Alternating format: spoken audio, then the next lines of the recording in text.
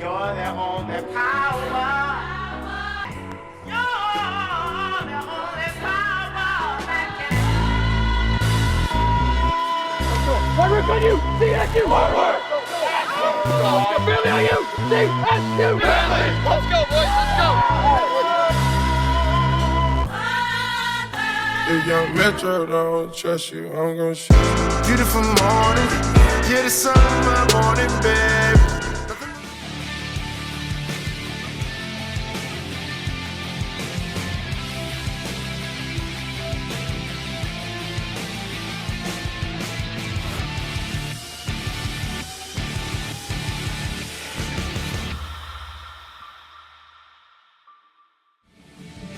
March 26th, you can see the Rocky Mountain sunshine splashing Canvas Stadium on campus in Fort Collins. We're walking up to the face-off of another top 25 battle for the Colorado State men's lacrosse squad. Today, they host #1 Brigham Young.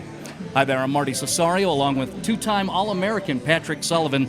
Sully, we have high expectations in terms of entertainment tonight. What are your instincts? Thank you, Marty. We have two of the most storied and winning programs in the history of the MCLA, a renewed, fierce, and bitter rivalry after a 3-year hiatus. I'm expecting this to be a physical, grinded-out style of game. The Rams are coming in hot. The Cougars at #1 are coming in even hotter. Something's going to give this afternoon in Fort Collins. Rams have momentum coming off that win over number 16 Utah Valley. 3 consecutive victories for CSU, 2 wins over top 25 squads. BYU, of course, top rank in the country. They are unblemished here in 2022. Coming up, power programs in the MCLA right here on FanView, featuring Colorado State and Brigham Young.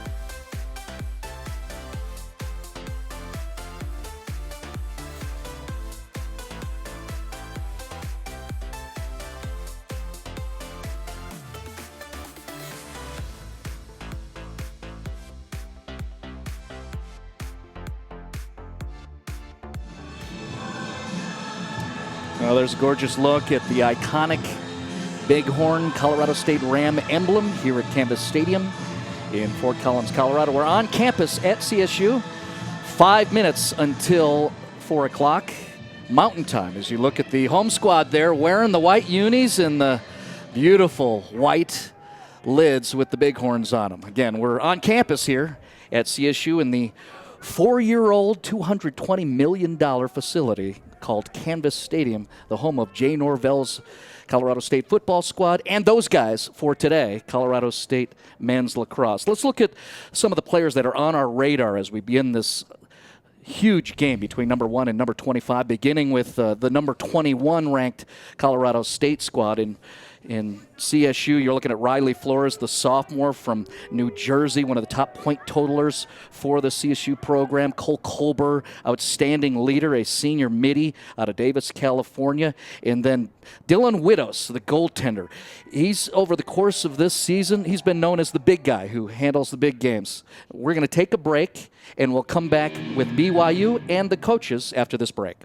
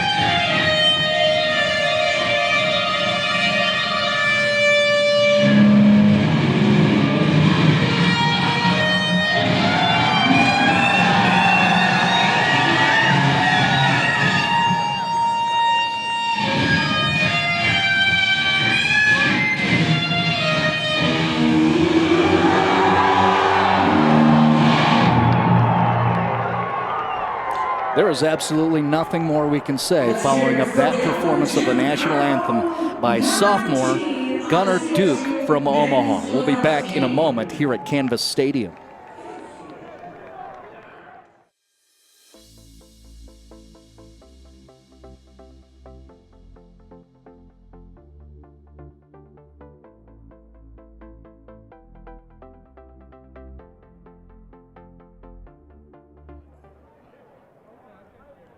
And back to a beautiful look from over the top of Sonny Lubick Field at Canvas Stadium in Fort Collins, Colorado, getting ready for top-ranked Brigham Young taking on number 21 Colorado State. Let's look at the impact players that are on our radar for the Brigham Young Cougars. Again, undefeated and number 1 in the nation for BYU. Keeping an eye on Seth Garf, an outstanding junior attack from Danville, California. He's their goals and points leader. Also, the freshman, Alton Taylor out of American Fort, Utah. Third in goals, assists, and points, just a frosh on that attack line for head coach Matt Schneck. And then we're also peeking at Mason Moon, an outstanding goaltender, a junior out of Frisco, Texas. The coaches for each of these squads, starting with the venerable Ryan McDonald, the fifth-year head coach for Colorado State University. He's an alum. He's an All-American. He's a former national champion. He's the man, and he's got his Flip Nomberg stick with him, ready for this outstanding contest. Ryan McDonald for CSU, and the Brigham Young coach, that would be Matt Schneck. 13 years as the head man for this outstanding Brigham Young University program. That's Matt Schneck we're looking at right here. Again, their team 7-0 on the year, undefeated. Let's look at the records and the resumes for each of these schools. Starting with Colorado State, you can see that run of 3 consecutive wins. 2 of those teams, Florida State and Utah Valley, are top 25 squads. There's that one blemish in conference to Texas 4 games ago. And for Brigham Young, again, you won't see any blemishes on the scheduling there. Their resume is pretty strong. As you look at BYU, what's notable is that they were down in Boulder 2 days ago and just able to eke through a 1-goal win over CU down in Boulder. Otherwise, you see they beat a D1 team in Utah. Concordia Irvine's a top 5 school in the MCLA. BYU is undefeated on the year. They'll be wearing the blue with those iconic lids with the Ys. Starting in goal for today, there's Dylan Widows. He's the big money man in the cage. Dylan Widows. He suffered through injuries in games, always seems to get through. He's slayed down 3 top 25 squads so far in 2022. And let's go to the coin toss as you get a quick peek at Mason Moon. That's the starting goaltender for BYU. Mason Moon, the top goalie for the Cougars. Coin toss midfield. We'll get a look at that, and then we'll get that opening face-off between these 2 outstanding squads in the Men's Collegiate Lacrosse Association. Marty Cesario, along with 2-time All-American Patrick Sullivan. What's going on in there right now with the coin toss? Oh, I don't know. They had to put some tape down on the midline here. They don't have the football field lined for lacrosse, so they had to put some temporary tape down to get the dimensions right. And you can see BYU and CSU getting ready. That's Dylan Hoff, the freshman from Bel Air, Maryland, who's going to face off for Colorado State. And for Brigham Young, out there, the primary face-off specialist is Rylan Mills, who's a senior out of Gilbert, Arizona. We have a slight pause here. And while we do, Sully, if we can bullet point it, what do you think has to happen? Strengths or what, in terms of execution, has to happen for each of the squads? So here's what I'm seeing. We got a BYU team who has a very potent offense. You have 3 attackmen who combined for 60 goals, which is 60% of their goals on the year, and about 55 to 60% of their points. So I'm really going to be looking at the CSU close defense. Can they step up and force the BYU midfield to have to make plays in this game to win for them? How about Brigham Young? What do you think they want to try to do to Colorado State? Well, they like chaos. I think they're going to want to get an up-and-down game here. CSU should be looking to be a little bit more methodical. Coming off a 30-turnover game against Utah Valley, they got to clean that up, and I think if they do, they'll find themselves right where they want to be in position to win this game come fourth quarter. You know, that's important to note as we look at an outstanding crowd across the way. It's kind of a whiteout across the way in the student section, as you see Ryan McDonald adjusting to what is a slight pause having to do with a clock issue here within the facility. We'll get this thing going. But Sully, what I like is immediately it draws our recall of it was a very nice win for Colorado State. It was a must-win, a critically important game to beat Utah Valley. They beat Utah Valley 11-8 just a couple of days ago, but there were moments of sloppiness, of turnovers, herky-jerky efforts to where CSU against the number one team in the country, yeah, like you said, they got to clean that up against number one. You do. It's surprising you come away with a victory having 30 turnovers, 17 of them being unforced. So they really beat themselves, but they were able to come through. And really a team win. You score 11 goals. You have 10 guys who score, nicely spread out. We'll see how that pans out today. Yeah, and note, too, that Utah Valley victory. I liked how Colorado State finished, and it was a little unorthodox. 4 different defensive personnel able to get the goals to where that's how they finish off the Wolverines. And that's notable for sure. Those are morale boosters. When you get, the crowd goes crazy and the bench goes crazy when one defensive personnel player scores. The fact that you can get 4 in a row, that's electric. Yeah, and we can go ahead and call him out. Malcolm McDonald, remember that spin move midfield, and then he's able to score, and then Cale Kissel, the long pole, Kate Bannock able to get one, and then Kevin Mulligan, the defensive midi, with about 3 minutes left in the game. That's how CSU was able to close it out. We're giving you visuals of a change in equipment. They are looking for new clock equipment to control the timing, and now you see one of the officials on this wide shot moving across the way to have a discussion with hosting head coach Ryan McDonald. And now players are coming off the field. So we believe we're going to have a pause before we even get this game going. And we'll go ahead and take a break here. And, in this situation that's unplanned, we'll figure things out. We know this. Number 1 BYU is going to take on number 21 CSU in a few moments here in Fort Collins.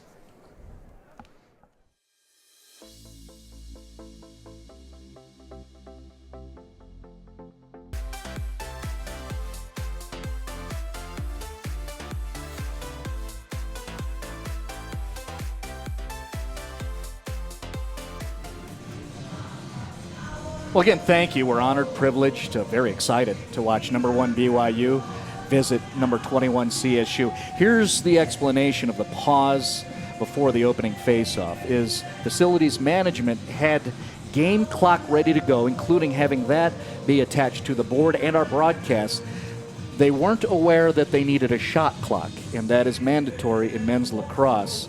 And so they're going to have to make adjustments with that. So you are looking at a wide shot of the stadium as we look to the north and east. There's a look at the stadium clock. We got that part right, but we need shot clock as well. So they're trying to fix that, and that'll have to do with some technology and some gigaput, and they'll put that together, and then we will definitely get the broadcast underway. So we will take a pause while facilities management here at Canvas Stadium gets that figured out, and then we'll get the action going here in Fort Collins. Thank you.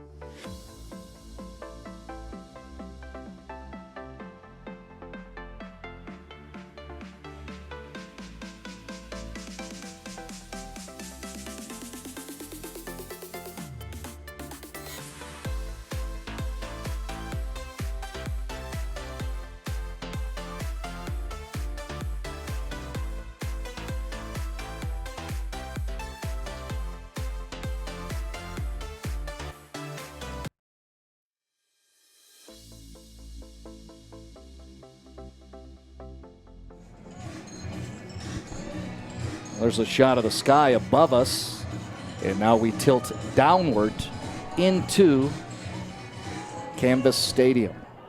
And you can see on the left, those are the BYU Cougars set up. And matter of fact, that's everybody out there. And then we center in on what is going to be an opening faceoff. No, it's going to be a possession awarded BYU to get this game going. That's kind of interesting.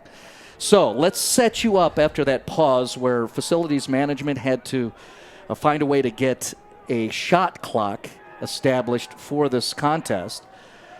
BYU's wearing their blues, and they just scored. So immediately as we get started, Gavin Christ, a senior from Arizona, able to get one on the board with this herky-jerky, unorthodox start. We're just 19 seconds into the game, and as I try to explain where we're at and get us on the scene set, immediately the number one team in the nation gets one goal on the board. Boom, just like that, Sully.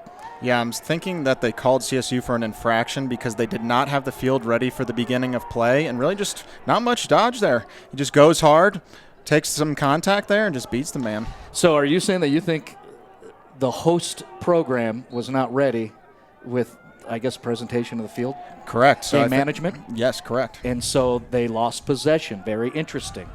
Well, that works out for BYU. They've got a score on the board as we just get started here in Fort Collins, Colorado. Number one team in the nation, after the Gavin Christ goal at 14:41, has a one-goal lead, and it's the BYU Cougars with possession. Now I can, again, try to deliver those visuals for you. Well, wearing the blue colors of BYU and the white helmets with the big Y on it, that's Brigham Young. As we await the shot coming off the turf, again, Gavin Christ able to solve Dylan Widows. So the guys in white from Colorado State, they got problems very early. They've given up 2 goals in the first 57 seconds of this contest. Yeah, and that's Christ. He finds himself open up top. The CSU defense sleeping there a little bit. Not sure what happens. He's got the wide open step down from about 14 yards and just crams it home. Yeah, there was no reaction whatsoever to Christ up top as he was cranking and getting ready to deliver. Finally did, went bounce shot about 10 yards in front of Widows, and it went right through. Fortunately for Colorado State, they get a face-off win from Dylan Hoff, and we'll see if now Colorado State is dialed in as Cole Colber waits for midi-line change.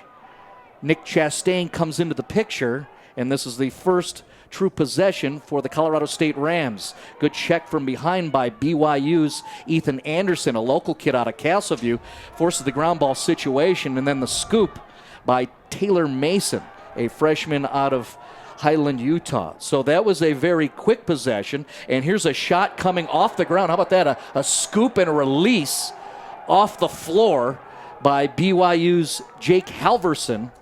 And, well, that's just another indication. The Cougars have come ready, and they are active, and they got a 2-0 lead here early in this game. Yeah, and they get the reset shot clock, so credit Widows with the save there. We're just under 2 minutes into this contest. BYU, after a long pause, waiting for game management to get some clock situations figured out. Well, BYU took advantage of that unorthodox pause and put 2 on the board before CSU has woken up here.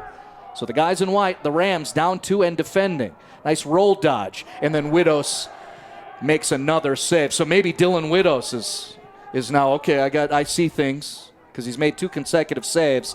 BYU remains extremely active and aggressive in the attack area. Ground ball pickup, Kel Kissel can't get to center line. Back check. Excellent work on the part of Dalen Clark, another local kid out of Colorado, played at Ponderosa. And just like that, CSU has had probably 15 seconds of possession time early in this first quarter. Yeah, a lot of time on defense here. Near wing, shot low to the ankles. Widows makes the save. I think it went off the pipe as well, and it bounces all the way to near midfield. That's off screen. And BYU's getting in pretty deep there. A couple really close looks. Well, we're dialing in on Dylan Widows, and now we'll pull back. And referees stop play, looking for a clock windup.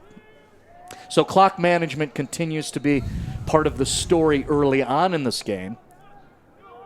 Gavin Christ has the ball. He's cradling, just sent it up top. But Christ has the 2 goals in the game so far, as we have just begun play here. About 3 minutes into the first quarter at Canvas Stadium in Fort Collins, Colorado, on a gorgeous Saturday afternoon. And you got to be feeling pretty good if you're BYU to start this game, getting 2 goals from the midfield line when a lot of it mostly comes from the attack. Hey, look, we're wearing green and pumpkin orange, right? But reality is BYU came out and punched the Rams in the mouth. Now, there's plenty of time, and we know that this Colorado State squad is resilient. They've endured personnel issues, injuries, and otherwise throughout the course of the season. So with this much time left, they've got an opportunity to make stops. They did not do so there. As you see, Brigham Young put another one in net. This time it's the junior from Beaverton, Oregon. That is Jake Halverson with a third score for Brigham Young. Yeah, and CSU falling asleep there in the middle of the field. You got Noah Miller on, maybe got caught ball watching with the ball behind X and just a cut straight to the ball. Nice, easy goal. Over the top from X, as you described it. The assist, credit Dalen Clark. He finds 21 right there that we're centering in on, and that is Jake Halverson, the junior. At 11:08 first quarter, Halverson scores, and it's a 3-0 lead for Brigham Young. Well, here's Cole Colber bringing it upfield, and Colorado State will try to establish their first lengthy possession of this game. Yeah, I'd like to see him meet some clock here. Defense a little bit tired, give him a little bit of a break. 3 goals by BYU to get things going here. Chris twice and Halverson. And here's Colorado State. The ball falling on the ground. That's Ryan Springer. A rarity. Springer's missed a couple of games because of injuries. He's starting today at the midi position, which is something interesting and new. Chastain over to Coburn. Down low to X. That's Jaron McFerrin as the Rams cycle it around in their white uniforms. Coburn takes the shot and scores. Goes to the ankle, finds 5-hole, and gets the first tally on the board for Colorado State. Yeah, goalie Mason Moon looked like he was on that. I think that one just squeezed through. Coburn with a nice power dodge down the alley. Takes on the shorty. You got no slide coming. Crams it home. And you got to like that, a senior captain, all that he is, including top point totaler for the Rams program. You consider what's been happening in the first quarter where, hey, a little shock in effect where BYU's coming to town, number 1 team in the country, put 3 on you early.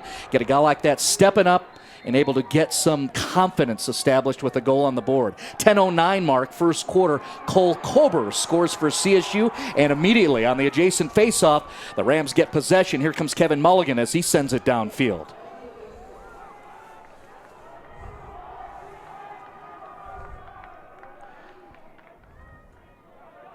So we'll see after the Coburn goal, was there anything that occurred in that possession that the Rams discovered they can exploit? This is a different line out there with McAnally and Kono, and that's Nils Holland doing a left-hand cradle, and he's going to peel back.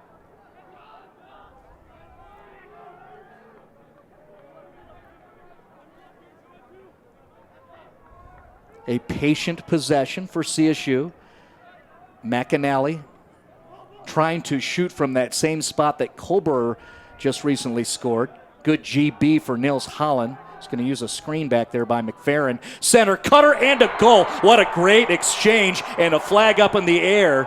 Nils Holland finds Parker McAnally, and now the Rams have scored 2 quickly to get to within 1. And that's a beautiful cut. Looks really similar to the BYU goal we just saw. Excuse me there. And here's the replay. And how do you like that? Looks like they're going to get him for the push there with possession. What an athletic move on the part of that guy, number 12 right there, Parker McAnally, getting some love from his teammates. Gliding in the air, receives it and quick sticks it while still airborne. What a beautiful shot by Parker McAnally. And there's that resiliency we're talking about. Hey, you got punched in the chops, but then you scored 2 goals. Now we got a 1-goal game, and let's settle in. It's a top 25 contest here in Fort Collins.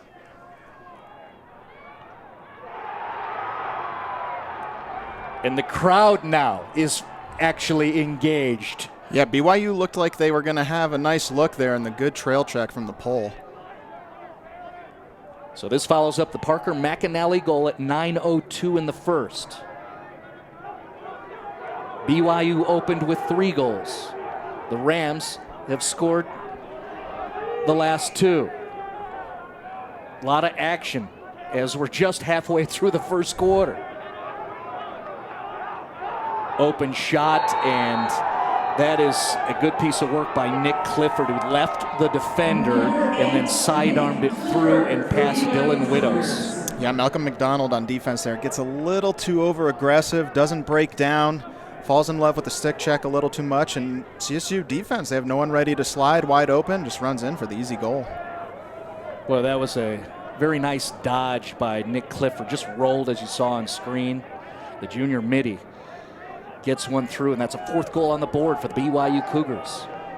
8:21 mark here in the first. Nick Clifford scores, and BYU gets their lead back up to 2.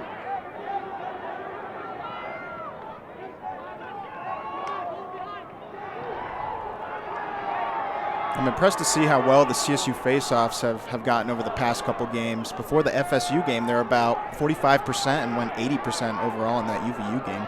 That's another one of those positions where Ryan McDonald's had to be resourceful, right, with his personnel.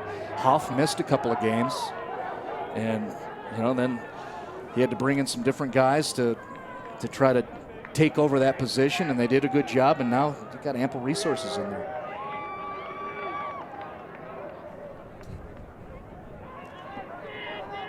So BYU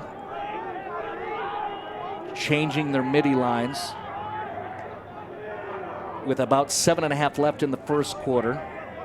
The Cougars in blue have a 2-goal lead, trying to send it to the interior, and that's good defensive reaction by the Colorado State defenders. Brigham Young's going to keep possession. Yeah, CSU with the loose ball push there. Oh no. 21 starts with the ball and no one even steps in to pick him up. Jake Halverson has a 2nd goal here in this first quarter. We have seen this a couple of times, and we can tell by your reaction, Sully. They lost 21. So one thing you talk about is winning the whistle. 21 does a good job. You have to start outside the box, picks up the ball, runs out there, shows the ref he's ready to go, and CSU just wasn't set up. We've seen that a few times here in this game. Rams not ready in particular situations, and Jake Halverson exploits it. He now has a 2nd goal of the game. 7:13 mark. Jake Halverson scores. Brigham Young has their lead back up to 3 goals.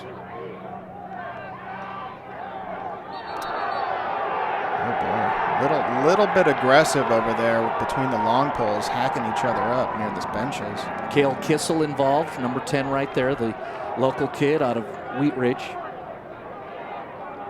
Well, it's interesting down there. I mean, these are storied programs. You talk about it in the broadcast open. You've got a combined 11 national championships for these two programs, and they don't, pardon me, correct myself, 12 and 10. They as we look at the replay here. So you could tell Kissel was a little bit upset, maybe a little too many hacks, and the BYU defender did not take kindly to that. Gave him one right back. So this is following all that altercation across the way. It looks like CSU's going to go man up. Yeah, I'm surprised they didn't get both of them, but the last guy you see is generally the one who gets it.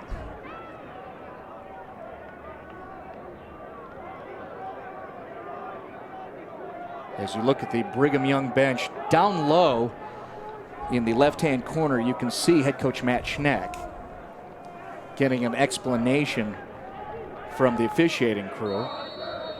Schneck, of course, would have the most, I guess, immediate reaction because it's his squad that's losing a guy for 60 seconds. So here's an opportunity for Colorado State. They are man up. First special team situation in the game. Rams trail by 3. Coburn goes low and bounces it in.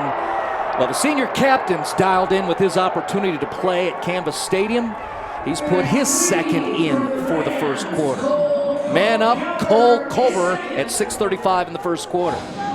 That's a nice strong goal going to his right. The BYU defender is there, but doesn't break down soon enough and gives Cole the space he needs. And we've seen that on the other side of the field as well. As you look at Cole Coburn celebrating, getting love wherever it's given. But both defenses seem to be allowing attackers to advance, absolutely cocking the stick, and no one's coming up to challenge him. Well, this benefits CSU. They get their third goal, and they're now within 2 here in the first quarter.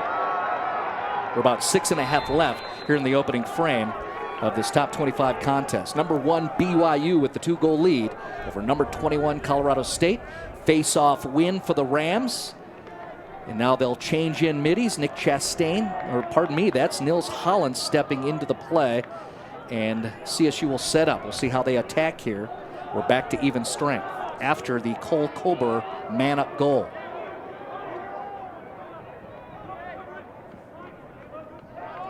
Familiar spot for McFerrin.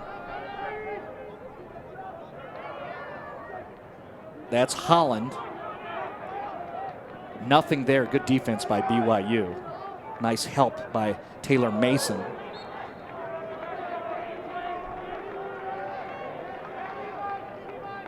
It looks like Dowden with the low angle shot there.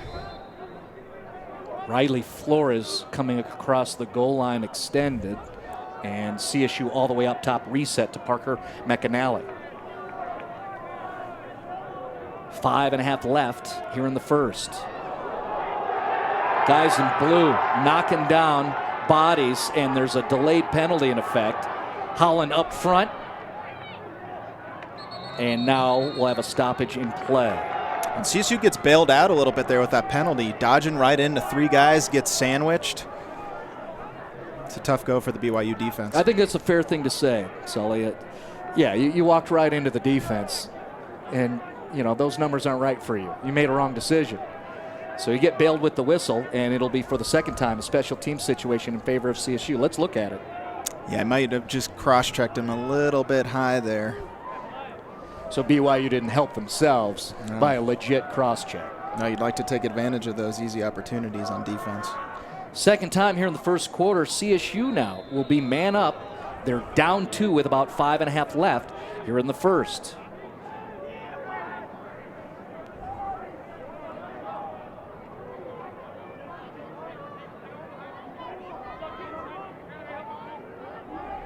Colorado State working it around. Springer's down low.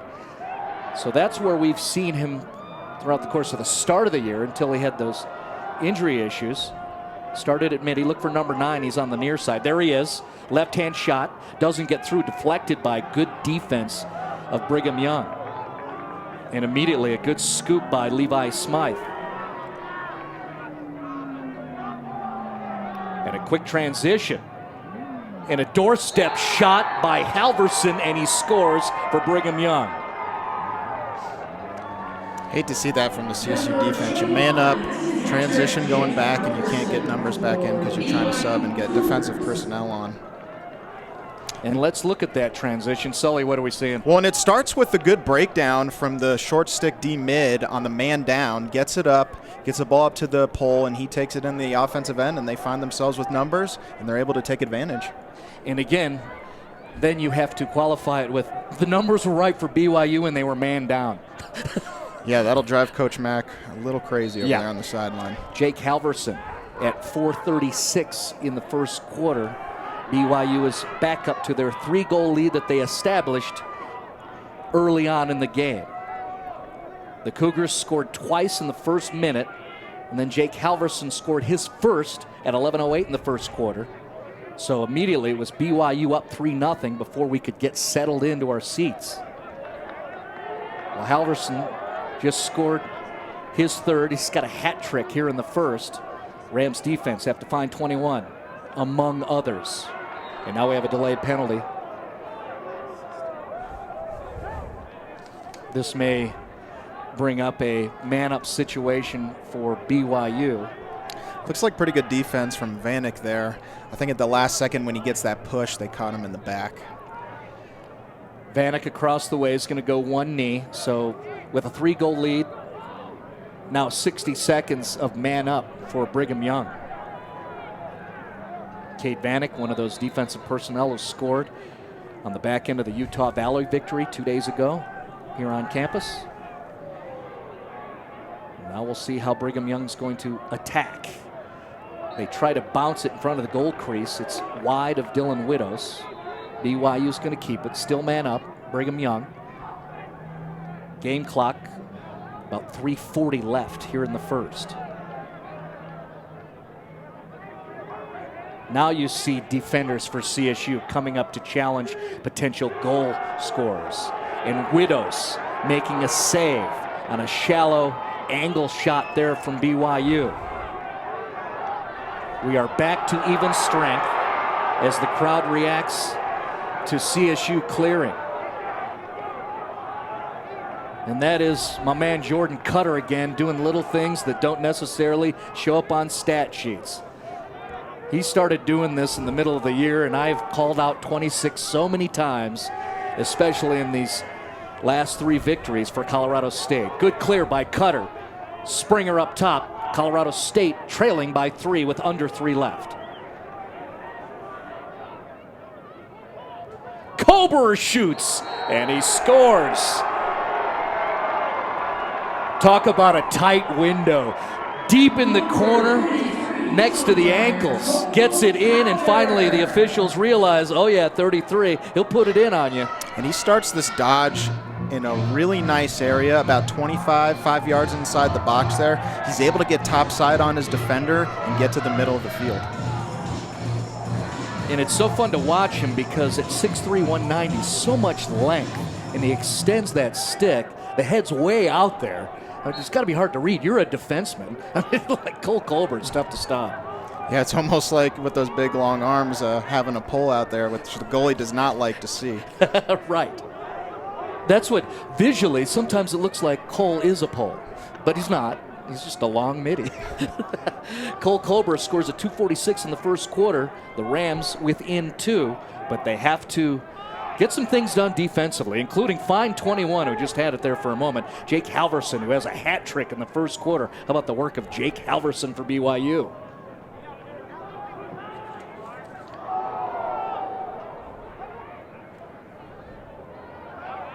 You look at those crisp deliveries as BYU sends it back to X. Sharp shot on that angle. Widows read that very well. Eventually the ball spins back to him. And the CSU defense was a little disorganized there. They slid and recovered and cannot find the open man. BYU is not able to take advantage.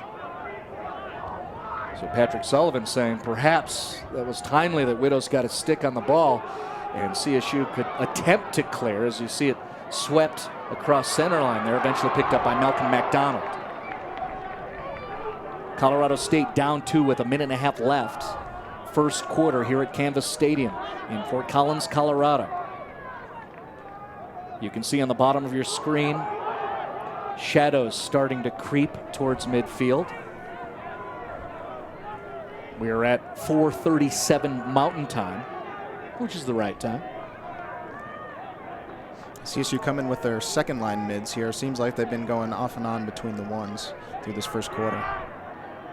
Well, that will include Braden Kono, who's working it on that far wing across the way. He takes the shot, and it's read very well by the goaltender Mason Moon. Until a rebound attempt is successful, and now you see the celebration by Nils Holland and CSU. Now, if you're CSU, you love that fortunate bounce. Big save from Moon on a really nice look from Kono. Bounces to Nielsen, and he's able to drive it home. Outlaws the front row, and they're celebrating, and we look at the replay here. Kono shoots. It comes off and out of the crease, and the CSU squad celebrates. Nils Holland, I believe, getting that goal. Was it Riley Flores or Nils Holland? That was Nils Holland, it was Nils 47. Holland. So good work on the part of 47. Nils Holland, the freshman from Washington.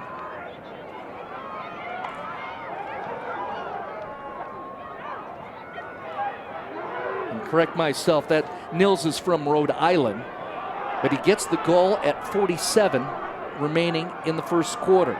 Big round ball here in the defensive end, 30 seconds left, picked up by BYU.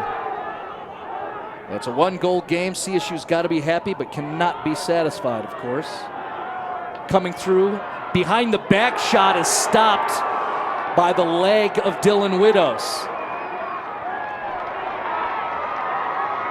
That is a huge save from Widows on a wide-open doorstep shot. Can we get one last shot coming from CSU? Yeah, I missed exchange there. It's going to go out of bounds. No shot, but Colorado State has to be very pleased. They gave up 3 goals early. They got socked in the jaw, but able to react, put enough goals on the board to get to within 1. Nice play by Dylan Widows, the goaltender. Stops the doorstep, B2B. Let's take a break. After 1 quarter, CSU down 1 goal.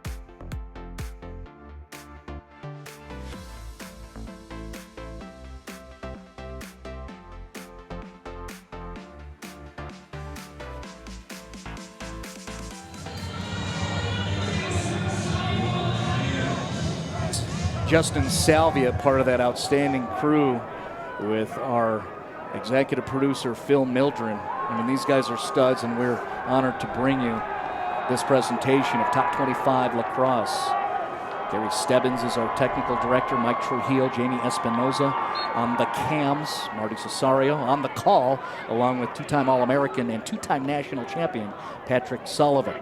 6-5 game, BYU in blue, jumped on CSU, scored the first 3, but the Rams able to get to within 1 as we just start the second quarter. So if we just react to what just happened, Sully, what needs to happen for CSU moving on forward? I must say I'm a little baffled. Okay. I thought I was going to see some defense in this game, and in the first quarter we didn't get much of it. So, I mean, if you love scoring, you came to the right place.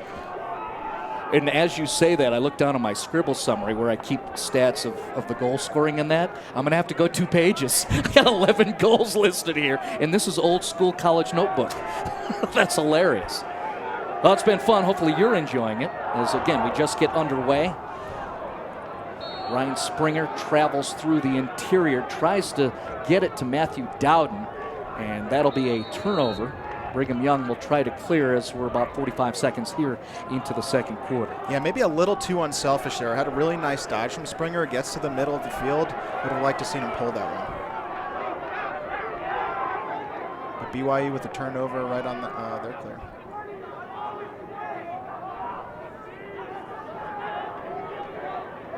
Colorado State subbing defensive personnel out, including Kevin Mulligan, putting that McAnally-Kono line in.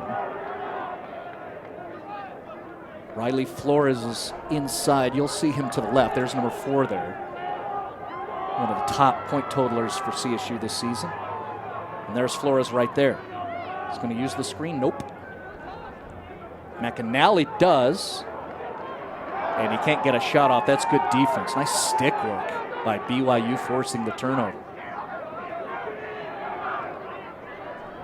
Boy, they transition so cleanly and get the shot off and score.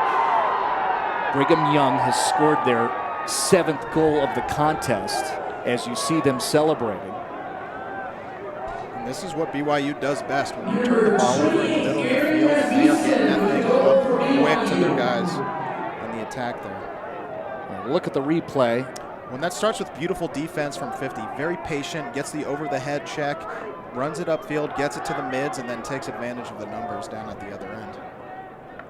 So that was 28. Aaron Rasmussen with the score. Trying to get a read on the numbers. Comes at 13-11 here in the second quarter. Beautiful check there from Kissel.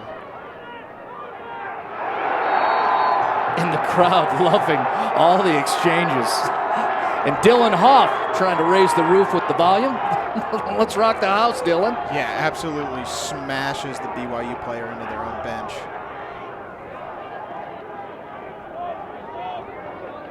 Takes care of the pole there. Talk about stalwart. Is that qualified as a hashtag little boy? Yes, it is. Okay.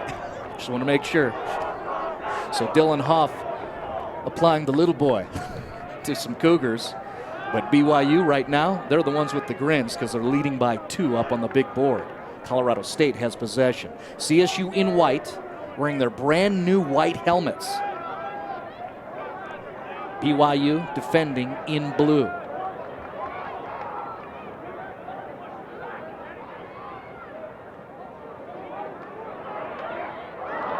Coming off across the goal line extended was Nick Chastain, and Mason Moon was ready for it. Good save by Moon, the junior out of Frisco, Texas. A bit of a low angle there for Nick. Like to see him get about a step or 2 up the field.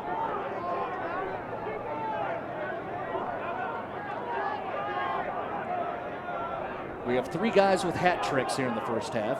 Jake Halverson for BYU, Cole Colbert for CSU. 12 goals on the board in total, and we played 16 minutes of lacrosse. Nice high stepping there. Showtime. I believe Max Roberts is aware that he's on FanView screens.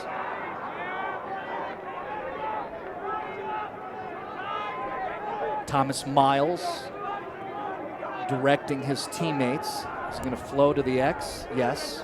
Being shadowed by Kevin Mulligan.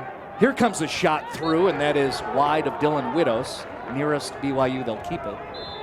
Seth Garf sending it immediately to a cutting Dalen Clark. Thought CSU was caught off guard there, and I believe they were. They were. That's another one where BYU wins the whistle, and CSU gets fortunate. BYU with no backup. I got to remember that. Winning the whistle has been impactful here in this game, and it's been to the favor of BYU. Absolutely. And here comes Brigham Young. And that's a poor decision from Widows on the clear. He's got the midi right in front of him, but he's got a defender breathing down his back, and then they have to go back to defense and end up getting the flag. Trading on the bottom of your screen near side. That's Seth Garf up top. He's being marked by Jake Ness. And now coming into the picture is Gavin Christ.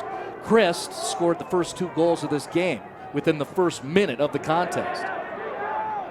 Nice anticipation. You saw Ness reading the stick of the potential receiver. Got a stick head in the attempted pass, forced ground ball, but BYU's going to keep it.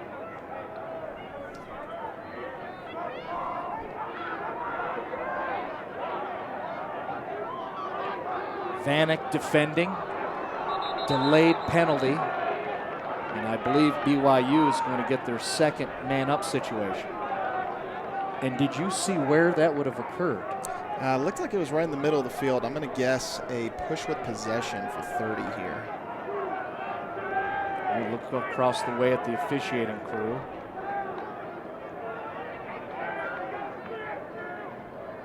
And then you can see who's going to sit down for just a little bit. Got him with the cross check, 1 minute. Yeah, that's Noah Miller, local kid, played for the East Angels lacrosse program down in Denver proper. And that's a penalty you'll take if you're CSU. That ball was right on the doorstep, and he foils that with the penalty. 5 minutes into the second quarter. BYU is man up now with a 2-goal lead.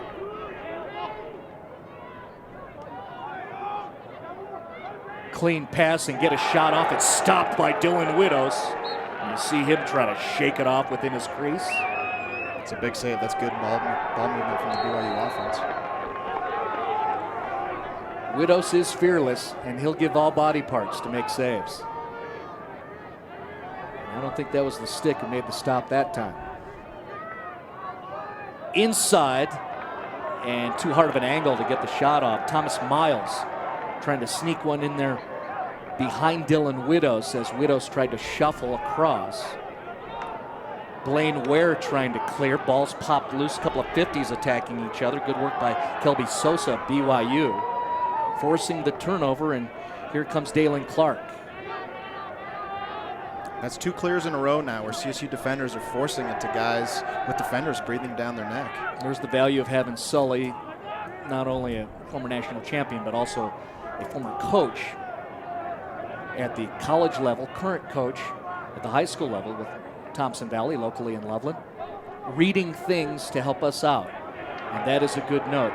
2 consecutive clears failed by CSU, and maybe that's 3. That is.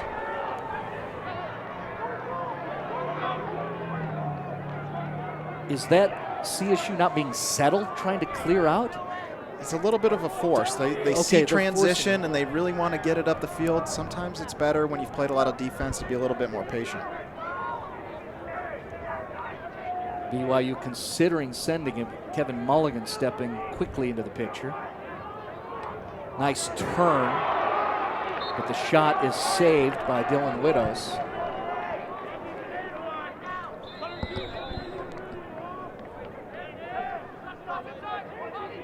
We're about halfway through. They tried to send it to a center cutter, and it's taken away by Kevin Mulligan. And this is how you clear. How about this kid? Give it to Kevin Mulligan, and he'll run it downfield for you safely. And now we have a timeout called. So we'll see what Ryan McDonald does with this. Mulligan clears, and with an opportunity to establish a possession, Ryan McDonald says, we'll take a timeout, and we'll do the same here with FanDuel.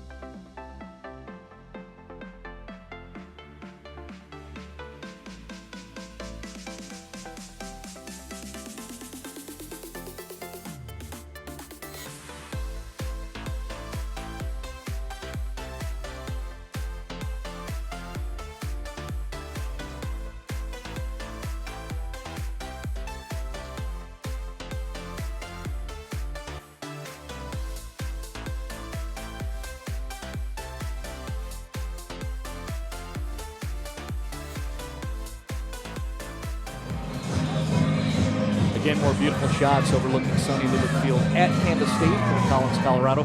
2-goal game, BYU, number 1 in the country, leading number 21 Colorado State. Head coach Ryan McDonald taking a timeout to talk to his guys and why. Let's sort you, Sully. I mean, you know Ryan very well. What's he talking about? What's he explaining, detailing with his guys? Yeah, he's saying, boys, let's take a deep breath. We are a little too reckless with the ball right now. We're in a good place. We're only down 2 goals. Let's have a good possession here and finish it with a good shot. There's a look at 5th-year head coach Ryan McDonald. Like you, an alum of the program. Like you, disciple of legendary and late Flip Naumberg. Ryan McDonald, who's quite an active coach down there. Boy, that Utah Valley win, we have shots of him bouncing around, getting pumped up. He is ready to explode if his guys can get a couple of goals and even things up. BYU scored the first 3. Since then, a lot of goal trading, but right now the Cougars have the lead, but CSU has the ball after a timeout. So Sully says, guys, take a breath. Let's do what we do. You're really good. That's why you're a top 25 team. Get one in, get to within 1. Colorado State in white. That's Springer up top. Again, Springer starting at the midfield position for today. Springer's wearing that 99. Chastain from X. To Dowden, takes the shot, and it rises high over the shoulder of the goaltender Mason Moon. Sully and I are looking at each other. Ooh, that was an opportunity. Yeah, really nice draw and dump there from Chastain. Now Dowden's going to flow behind the cage. BYU's moving into a zone defense here. And the ball comes through and goes out of bounds. It'll be Brigham Young ball.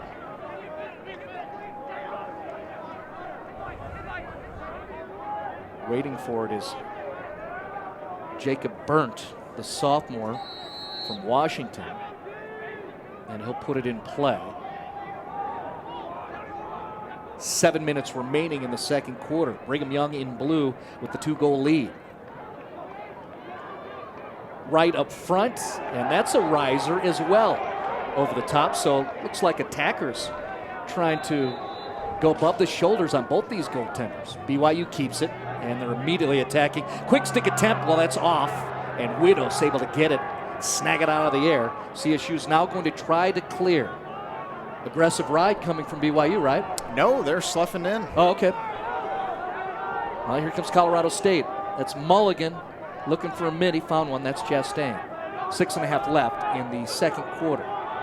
And CSU defense catches a break there. Close defender was peeking a little bit too long, gets caught ball watching, and the nice cut from the BYU offensive player, but can't capitalize. Chastain rolls it over to Ryan Springer.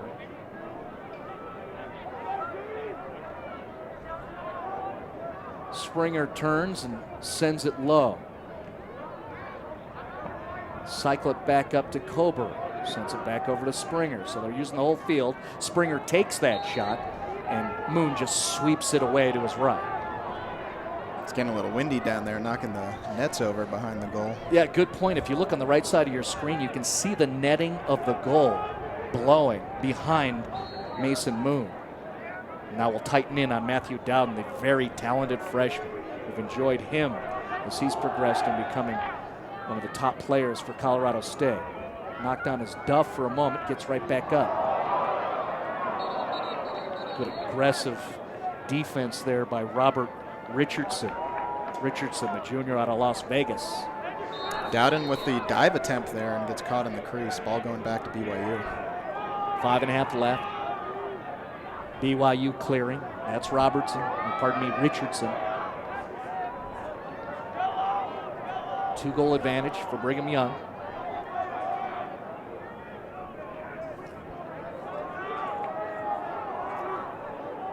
We've only had 1 goal scored in the second quarter, 11 in the first quarter.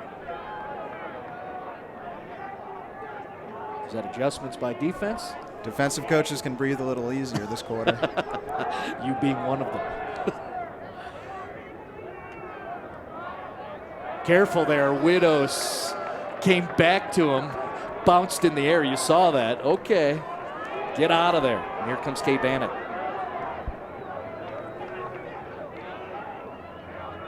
Yeah, this time Widows leaves nothing to chance with the absolute laser to Vanek on the clear.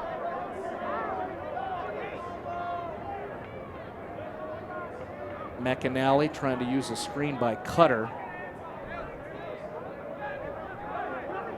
Now a lot of room for Parker, and the Rams will send it low. And just a pass that was off and over the head of a teammate, and a turnover just like that.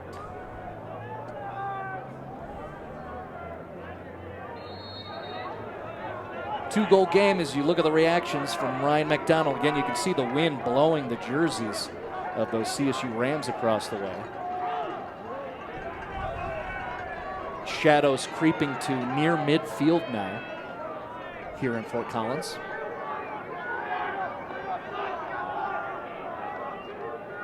We're pretty cool here. 73 degrees inside our perch here on the 6th floor.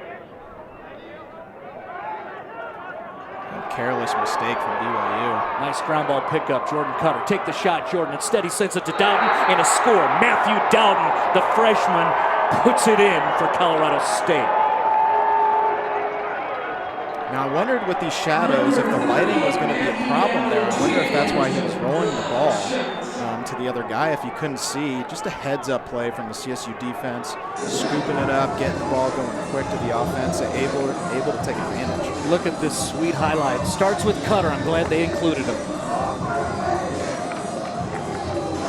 Just does a beautiful job. Runs down the middle of the field, draws the defender, and then Dowden able to finish on the doorstep. Yeah, you got to like Phil Milgren and his crew. Gary Stebbins, Justin Salvia doing the chopping of the highlights at a moment's notice, including Jordan Cutter, 26, one of our favorites, who was definitely an impact player on that goal. Cutter feeds Dowden at 3:39, and the Rams are within 1 with about 3.5 left here in the second quarter. That was just the second goal scored here in the second frame.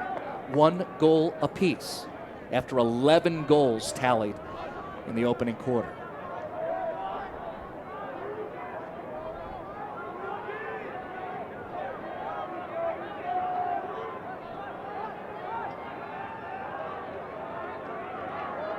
Nice stop on the bounce shot, like an infielder's play in baseball. Good reaction by McDonald to the interior, step in front of that play on the attempt to the cutter. Attempting to clear for CSU, that is Michael Reed, the junior. And he throws it away on the clear, back to BYU. And now look at BYU immediately trying to attack. And coming through the interior there was Taylor Mason, but the ball's popped loose. BYU's going to keep it.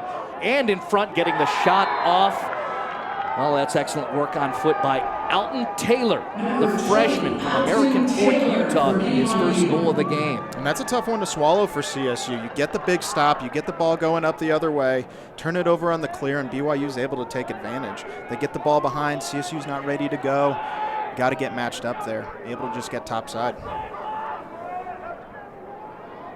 As you look at multiple replays there, 226 mark Alton Taylor for BYU. He gets his first goal. You know, what's interesting is that we've seen that several times on the BYU goal scores where on foot, working the dodge, really a kind of a 1v1 situation. The Cougars have left defenders behind to create for themselves open opportunities to shoot. And that includes what we just witnessed from Alton Taylor, the freshman.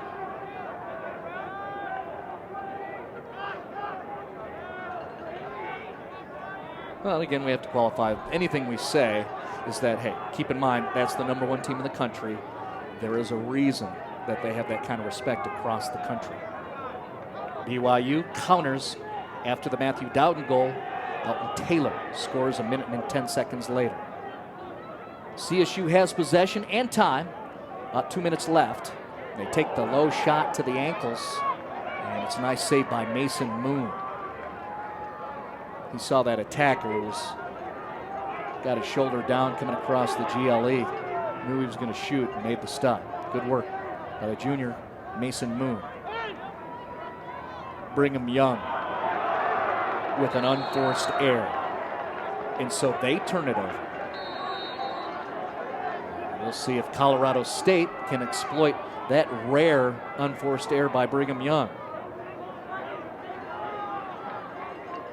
Kate Vanek not messing around, bringing it across the restraining line himself, and then waits for those midi subs.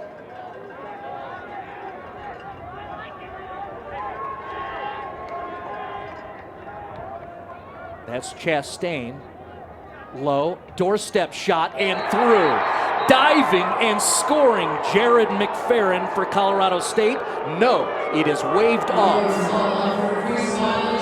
Crease violation, you hear over the PA, and the reaction from the folks in white. Let's take a peek real quickly of what we thought was a McFerrin goal. He had one right foot across that goalie crease, and so that goal was disallowed. Still play continues, and CSU has the ball. So mentally, the Rams have to shake it off and see if they can put one through and get back to within one before the intermission.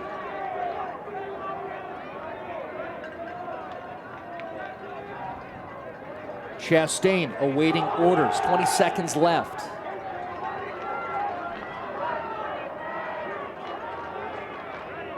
One v one, Chastain coming up. Over to Dowden. Across the way to Springer. Someone's got to take a shot. They try to find Flores. This isn't there. Good anticipation defensively by Kelby Sosa. And that is going to end the first half of play. Well, how you like that MCLA entertainment within the top 25? Colorado State yielded 3 goals to get things going. BYU got that big lead, but they've been trading goals the rest of the way, and it's BYU up 2 going into the intermission break after 2 quarters.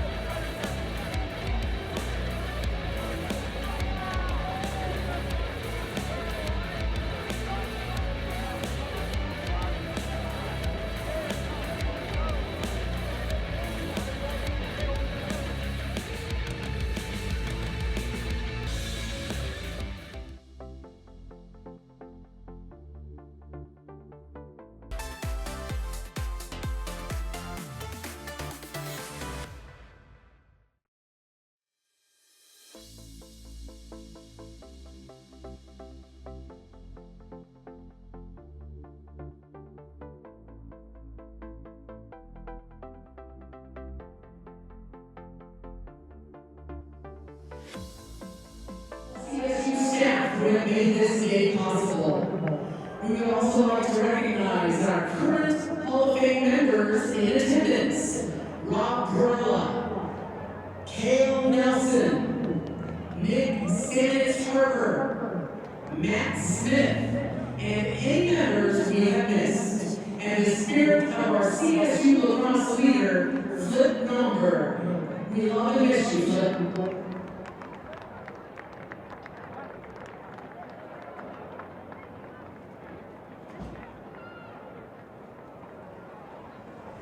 Our first Hall of Fame inductee this evening is Andrew Stein. Andrew Stein solidified the Rams' defense like few before him. After a redshirt freshman year, they earned him the nickname Prodigy. Andrew immediately became a starting close defender. Virtually unbeatable one-on-one, he was continually tasked with covering the opponent's top offensive player. Andrew's takeaway abilities were widely respected throughout the league, but his command of the entire Rams defense is something that perhaps only his teammates may have seen. He was an on-field coach, helping out slide packages, switching matchups, changing schemes. When there was a problem, the Rams looked to Andrew to fix it. His teammates named him captain for his sophomore, junior, and senior seasons. The only quality that surpassed Andrew's in-game contributions to the Rams was how he treated his teammates. Andrew was welcoming and inclusive and easy leader to follow. He made his team better every day through dominating on the field and being a true friend and teammate off the field. Few have impacted the Rams program like Andrew Stein. I'm not surprised that Andrew Stein was inducted in the CSU Lacrosse Hall of Fame. Absolutely not. He was the best defensive player on the team and in the entire league during the 4 years he played there. Andrew's not only a great player, but he's a great teammate and a great brother. Flip Nomberg preached about family and wanted to be part of the CSU Lacrosse family. And I can't pick your brothers. That is important, but everybody on the team would have picked Andrew as his brother. He totally embodies what it means to be part of the CSU Lacrosse family. So, am I surprised about him receiving this honor? Absolutely not. I am surprised, though, that he has not been inducted into the World of Warcraft Hall of Fame, because I think he spent about as much time doing that as he did playing lacrosse. Congratulations, Andrew. Love you, Andrew. Let's hear it for Andrew. Congratulations, Andrew.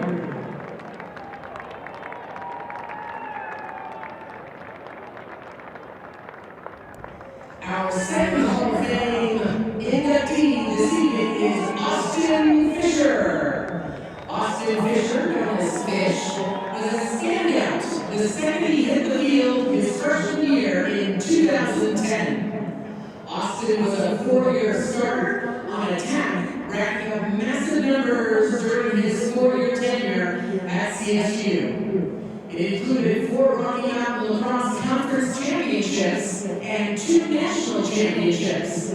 Austin sits at 3rd all-time on the CSU men's lacrosse all-time points list. With 205 goals, 2nd all-time, and 89 assists. Fish was as crafty and dynamic as they come from the attack position. Fish would score in a variety of ways, including one-on-one matchups regularly against elite defensemen and using his high lacrosse IQ to find himself open off-ball. Austin won the Good Crew Award in 2013 during his senior season, which is awarded to the top scholar athlete in the MCLA. Austin was elected captain by his teammates during his junior and senior seasons. Austin was a member of the dubbed Nice Guys by their teammates and is one of the kindest, most caring individuals you can have the pleasure of meeting. Austin, as one of your lifelong teammates and best friends, I'm honored to wish you huge congratulations on your Hall of Fame induction, which truly is not a more deserving person of this honor. Super excited, super proud of you. We go back to middle school one-on-one. one-on-ones against one another in practice. And for me, you always know what comes to mind when I think about a competitor. You never accepted any short of success in winning. You have all the accolades, the stats, the rankings, the records to really back that up, of course. But to me, you always competed the right way. You always put the success of the collective team ahead of your own, and I think you're a champion because of that. And while college lacrosse ended nearly a decade ago now, you apply the same competitive mindset now to business, marriage, fatherhood, things that really matter in life. And you're still a winner. You're still helping those men around you every single day. So on behalf of the larger CSU Lacrosse family, congratulations, man. Well deserved. And go Rams. Congratulations, Austin. Our family offending inductee this evening is John Dewey.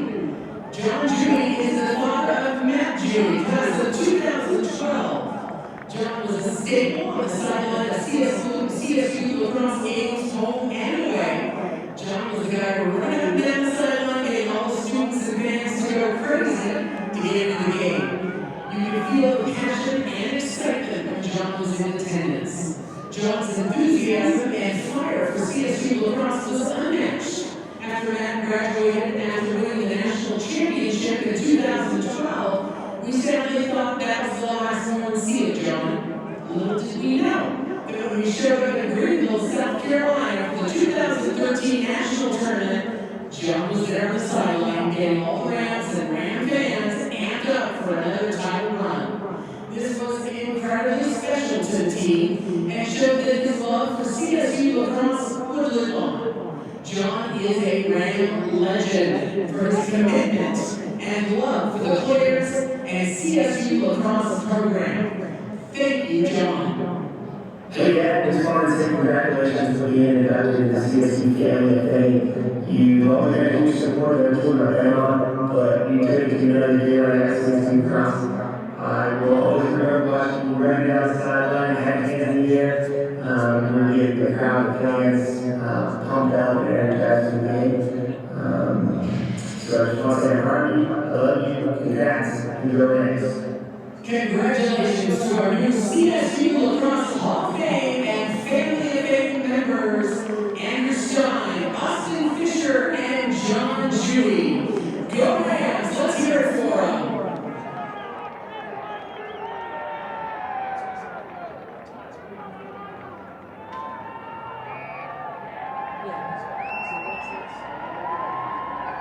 That's right, fans, let's go! Raise your hands!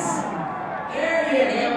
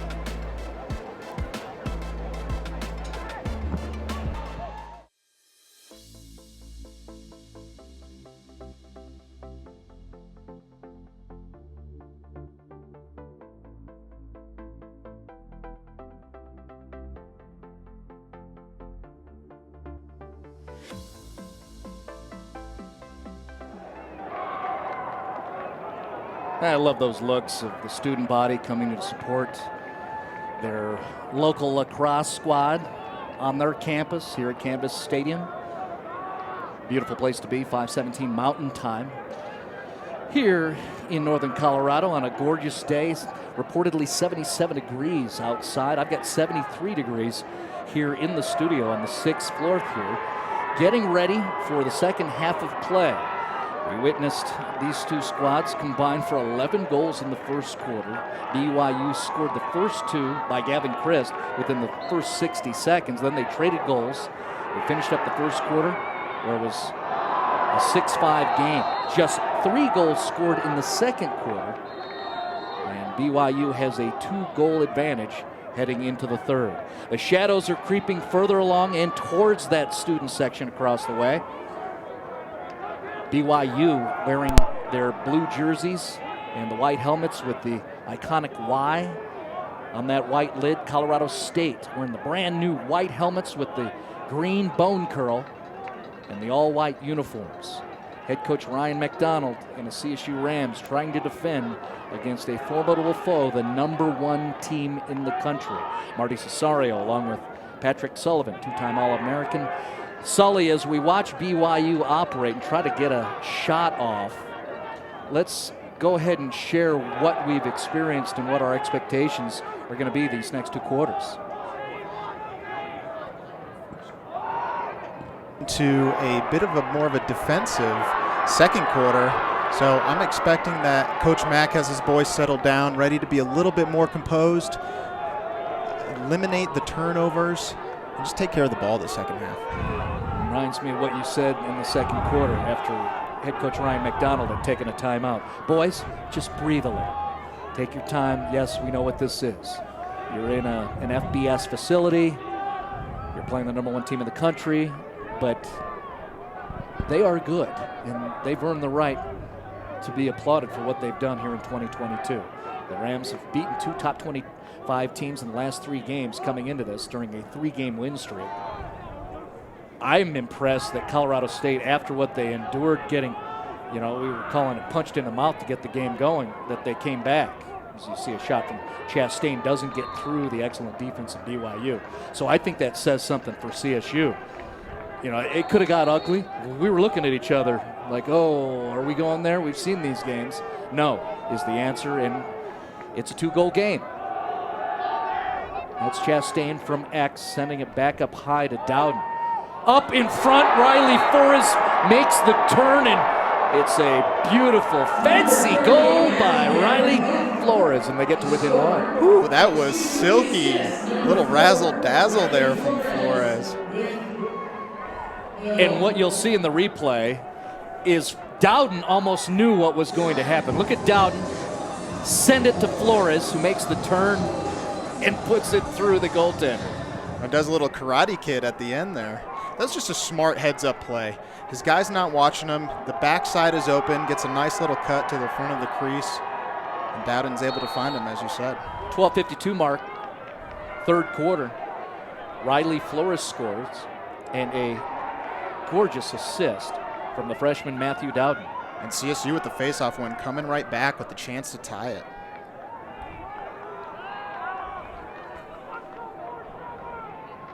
Flores has done that throughout the course of the year. He will entertain you. That's why he's one of the featured players as we began this broadcast.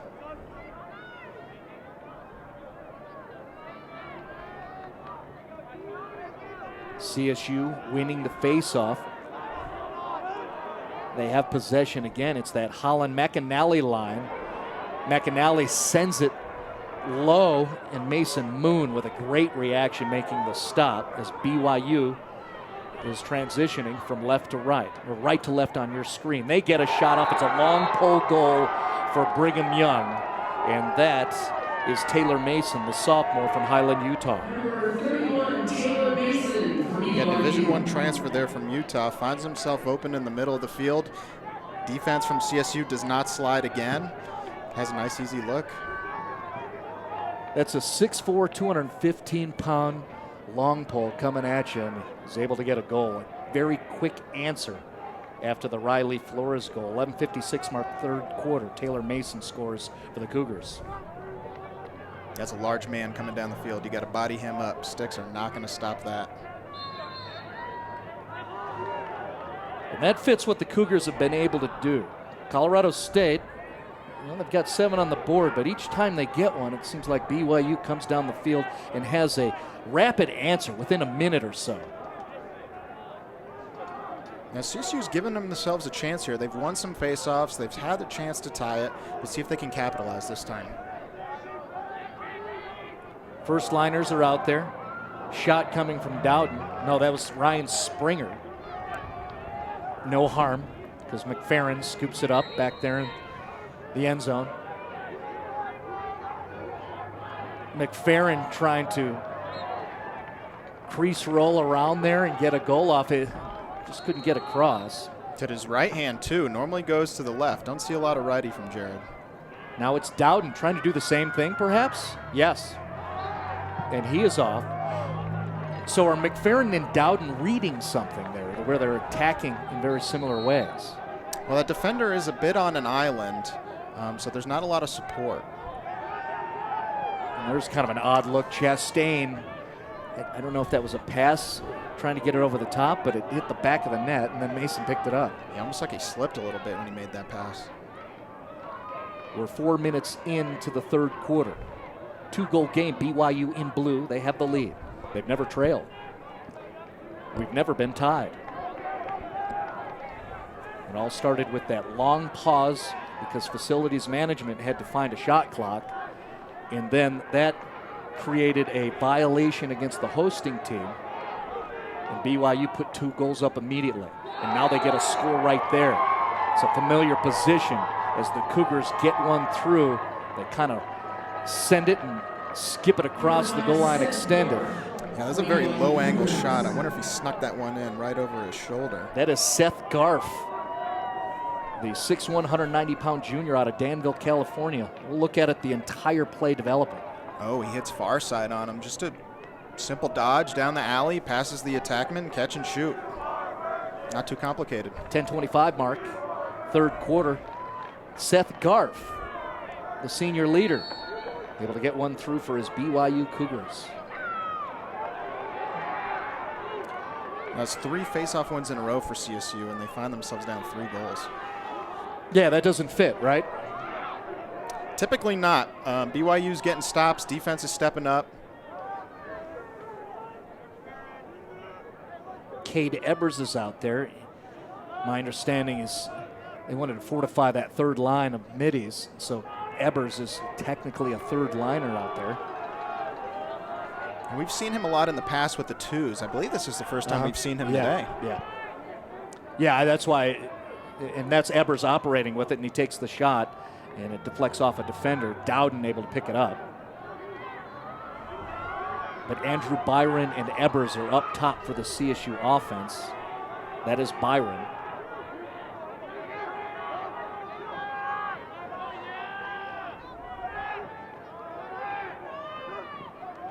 Dowden thought he had an opportunity. Wings it past, almost hit Jared McFerrin.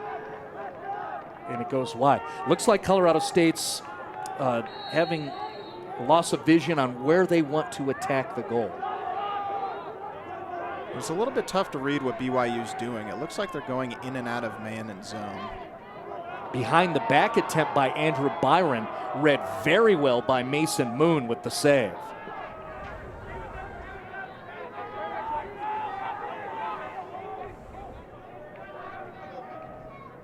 That's a good read by Moon there. Yeah. Byron backing his guy down, doesn't have a lot of angle, and he saw that BTB pretty quick. Yeah, that kind of shot with creativity, if you're coaching at Rocky Mountain, that probably goes through 99% of the time, right? Wow, Widows with the big doorstop stuff. That is huge. CSU defense sleeping again there. Which is what creates that moment where Widows makes what looks like a sensational save. He shouldn't have to do so. No, absolutely not. You got to help him out more. 8.5 left, third quarter. Man down just past center line. That is Parker McAnally. BYU will get possession. Yeah, and I think he was hoping for a trip there, but turns out he was the last guy available, so he gets stuck going off sides. Ball back to BYU. Well, some of those little things. Perhaps that's an indication of why one team is #1 in the country and the other one certainly within the top 25, but is not top ranked. No, you just can't give up second chance opportunities. And there's another indication as well. Look at that feed to the inside. Dalen Clark was parked there, didn't waste any time, quick sticked it into the goal. This BYU offense is just too efficient to be giving them second chances. That's a great word for what they're doing and what we're watching. Look at the efficiency. Yep. The crease has been open a lot today. Finds himself there. Good tight feed and able to finish right in front. A local kid who played for Pondo down in Douglas County gets a score. The 8-minute mark here in the third. Dalen Clark for BYU, and it's a 4-goal advantage for the Cougars.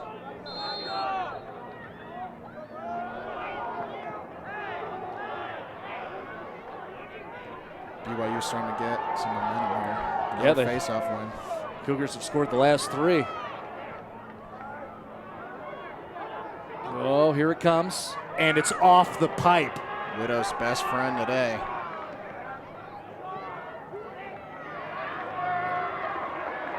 That is a huge ground ball from Dowden. So Matthew Dowden gets it, sends it up to Jordan Cutter. Cutter, realizing his role, sends it back over to Dowden. It's time to sub out.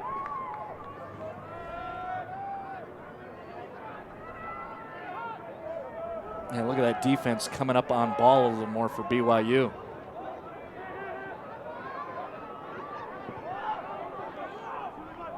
A little too lackadaisical there from Dowden. And a turnover.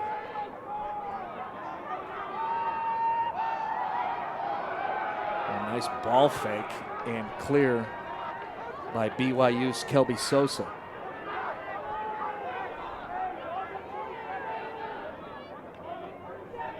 And Sully's looking at me. I keep reacting. I'm continually seeing BYU Cougars cutting to the goal, and I'm awaiting danger. It's just a smart play. You got nobody on you, cut to the goal, good things might happen, and they have been. Brigham Young has scored the last 3 goals. Mason, Garf, and Clark. It was a 1-goal game just 6 minutes ago. Now, one area BYU has historically been good is in the sub game, and you're seeing that today with all the transition goals. No flag on the field. You can see it right there underneath the 40. And now we'll have a stoppage in play. So we've lost a little intensity out there. Indication BYU starting to hint they're going to take command of the game. Still a long way to go. Got at least 21 minutes of lacrosse to play. Yeah, things can change quick, but if you're the CSU offense, you haven't had a lot going this half. You'd really like to take advantage of this man-up opportunity. Started well, where we had a nifty, fancy highlight goal from Riley Flores at 12:52. Since then, hardly anything from the offense of Colorado State. Well, they have possession right now. We'll see what the Rams can do. That's Springer back there. And Dowden. Kober, as he cranks it, gets it checked out of his stick head. Good work by Robert Richardson. That's Richardson up front, and it's stopped by Dylan Widows. It's another big boy coming down the middle of the field, 6'4", about 200 pounds. Got to body him up. And here comes a flag. BYU knows they're on delayed penalty. That shot is wide from Alton Taylor. And it'll be a special team situation coming up. I believe that'll be the talented defender, Noah Miller, who's going to kneel. Check out the save by Dylan Widows. Yeah, this one, the pole's coming down. Goes stick side high, which if you're Widows, you're feeling pretty good that he did, because he had a wide open goal. He could have picked wherever he wanted. Yeah, Richardson kind of just traveling through there unchallenged. Well, right now, BYU is man up with a 4-goal lead, about 5 minutes left here in the third.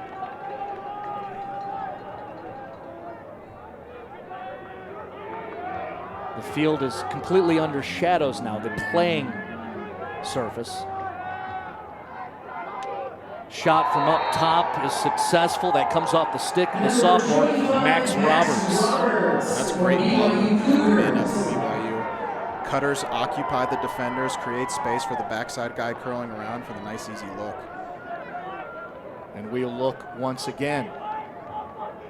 Yep, just in an open set there. Runs a little bit of a wheel. Guy cuts through the middle, replaces, occupies the defender. I mean, really a place you'd like him to shoot about 15, 14 yards. Right. So you'd like Widows to make that save, but again, it's a wide open look. 5:03 mark in the third quarter. Max Roberts scores man up. And now BYU equals their largest lead of the contest. Come back with transition again. CSU defense fortunate there that BYU's not able to take advantage. They had a textbook fast break, throws it away. And I will correct myself, this is the largest lead of the game for the Brigham Young Cougars, with under 5 to play here in the third. Widows coming up. He's unchallenged. And that is an unforced error and a shot coming immediately. That's a smart decision by Jacob Burnt, but he can't send it into the net. Now, nothing too complicated on this ride from BYU. They're just matching feet with the mids. I'd like to see a V cut from somebody at the midline, get some open space there. There's a lot of guys watching. Oh, there's a nice receipt by Chastain. He's moving forward, takes the shot and scores. All begins with Nick Chastain receiving from Jake Niss. And it's a timely goal score for Nick Chastain at 4:05 in the third quarter.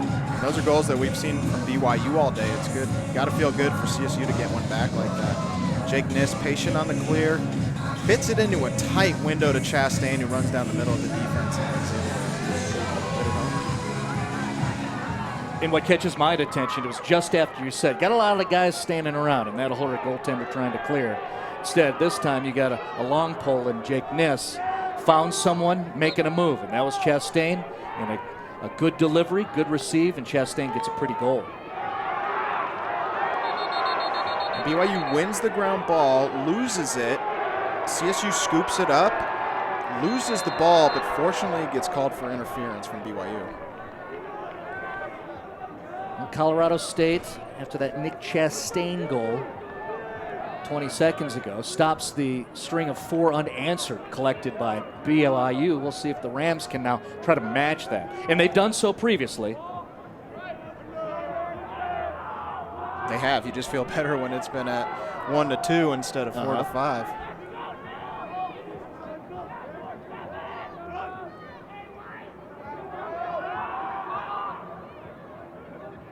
Really nice cut there from Kono. Not able to find him from Dowden. Dowden falls on the turf, sends it up to Flores. Flores, high level of awareness by the BYU defense on what number 4 can do, and they force the turnover. And that's a really nice double between the pole and the short stick D mid there. Such a rapid reaction, so clean looking. And then they create their own error, and it'll be CSU ball coming back the other way. Yeah, and CSU gets a little bit lucky there. BYU had a 2-on-1 on the backside if he's able to catch that.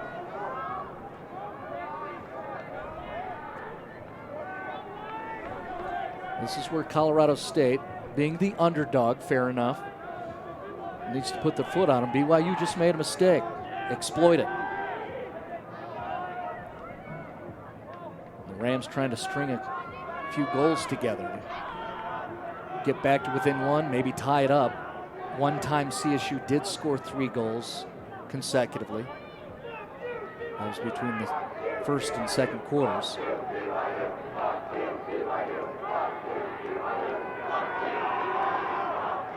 Crowd's trying to elevate their motivation. McFerrin up front, and he scores. Rolls around the defender in 1-5. Finds the climb for the Rammies. Now that was beautiful.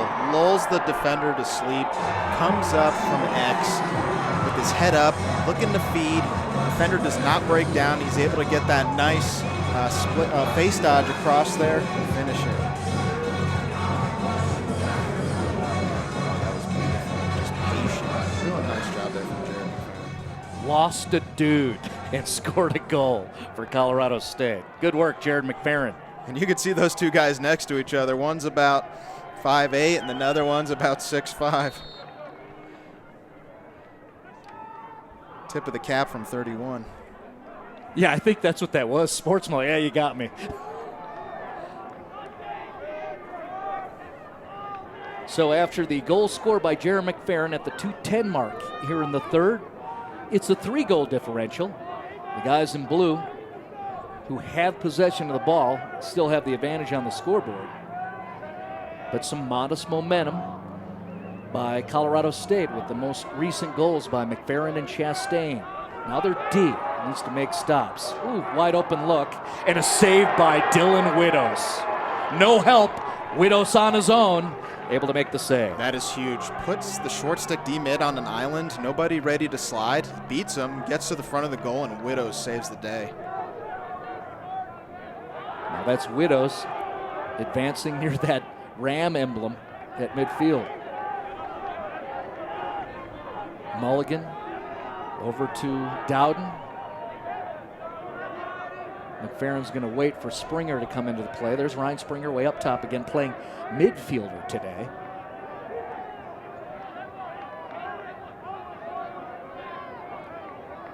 Now Springer draws the long pole, which leaves guys like Chastain and Cole with shorties. Kober coming up with momentum and recognizing it as Kyle Brown, the defense for BYU.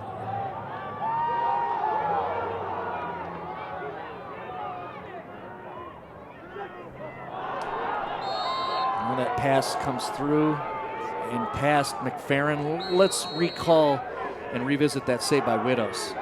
Gosh, that's beautiful. Widows just seeing the ball really well there in a short amount of time. Good reactions. 3-goal game. Here comes BYU. They have the lead. Now Dowden was a little bit impatient there. He had some time, kind of thought a defender was there and feeds it a little too quickly. Well, there was a free look approaching the doorstep.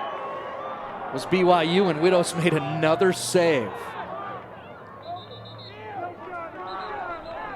Well, suddenly Seth Garf was all alone, and I think it even shocked him for a moment, so he just went charging forward, and Widows made another save, as you see the reaction from the CSU crowd across the way. We'll take a break. We've played 3 quarters, 15 minutes more on the board at minimum. Right now, it's a 3-goal lead for BYU.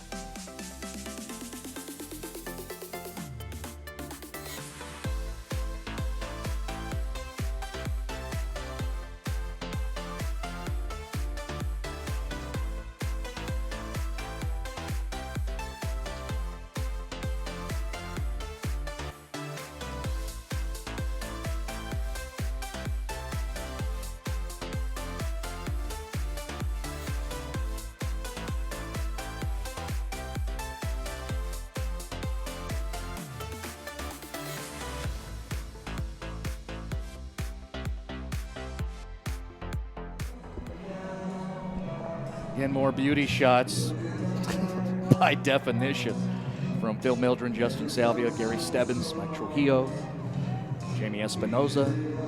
4th quarter coming up. Rams trailing by 3.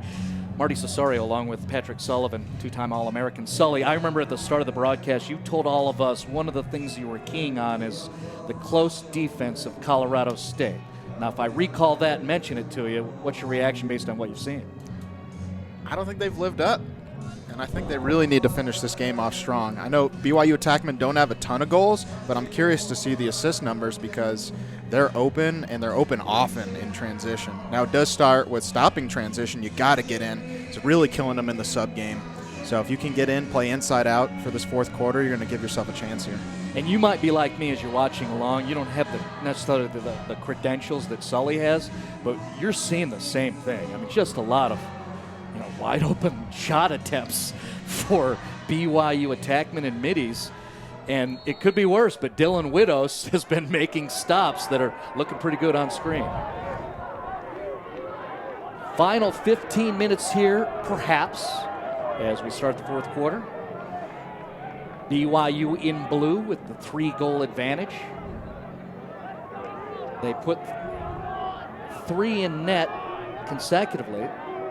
Well, pardon me, it was 4 goals scored in a row for BYU until that Nick Chastain goal, and then Jared McFerrin followed that at the back end of the third quarter. CSU's defense has to make some stops. You go ahead and keep an eye on that close defense down low. I'm seeing Jake Ness down there in front of Dylan Widows, and then he comes out.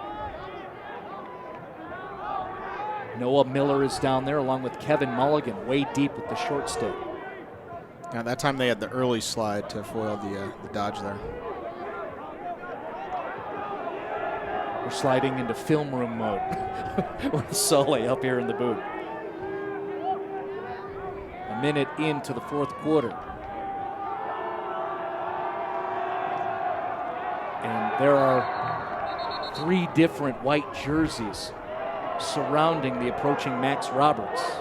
I've seen that a lot from CSU this time. 21 from BYU, dodging into 3 guys there. Gets bailed out with the loose ball push call.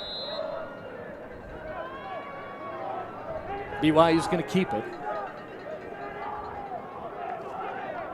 And they certainly can be patient, of course, respecting the shot clock.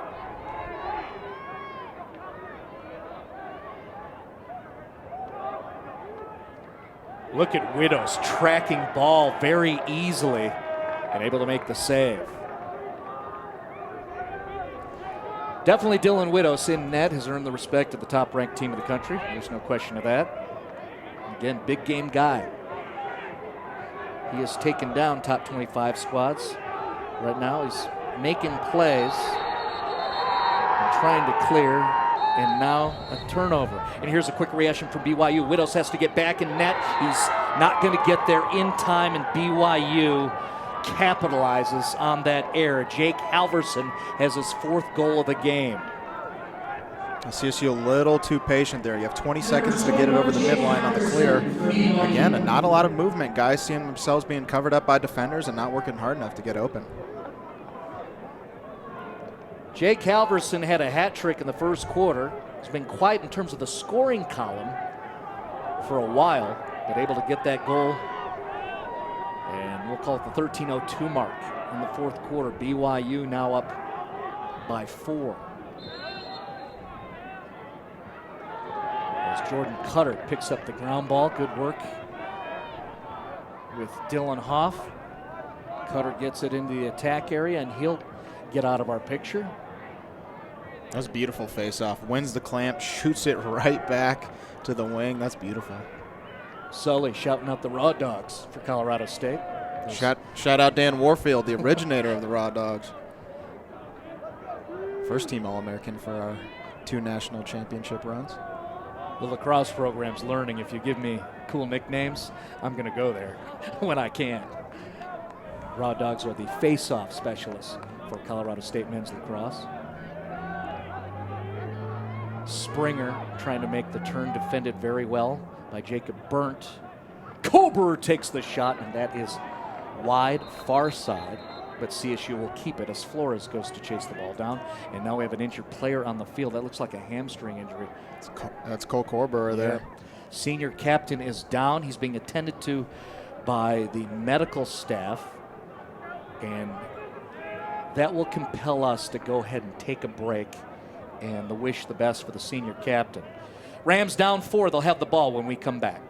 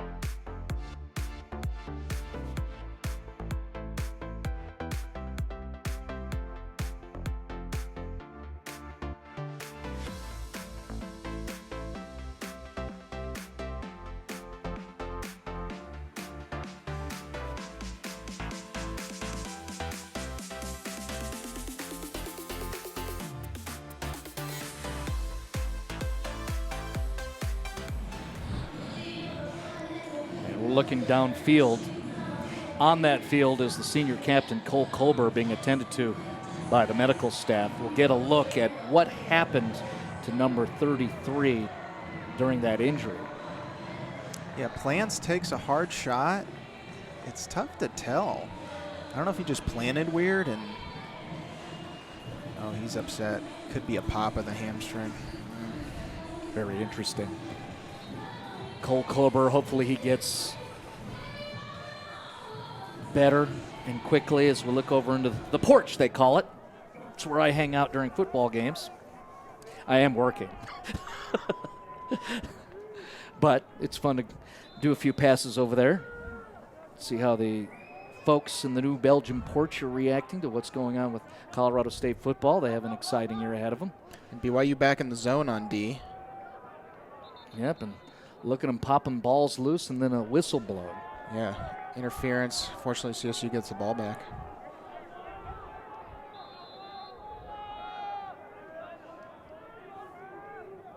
Well, the Rams are down 4, and now they're missing their senior captain, first-line midi, and Cole Colber. A shot from Dowden way up top is off. Colorado State will keep possession. Up in front, looks like Chastain trying to squeeze one through. That doesn't happen, and then a timely ground ball by Matthew Dowden.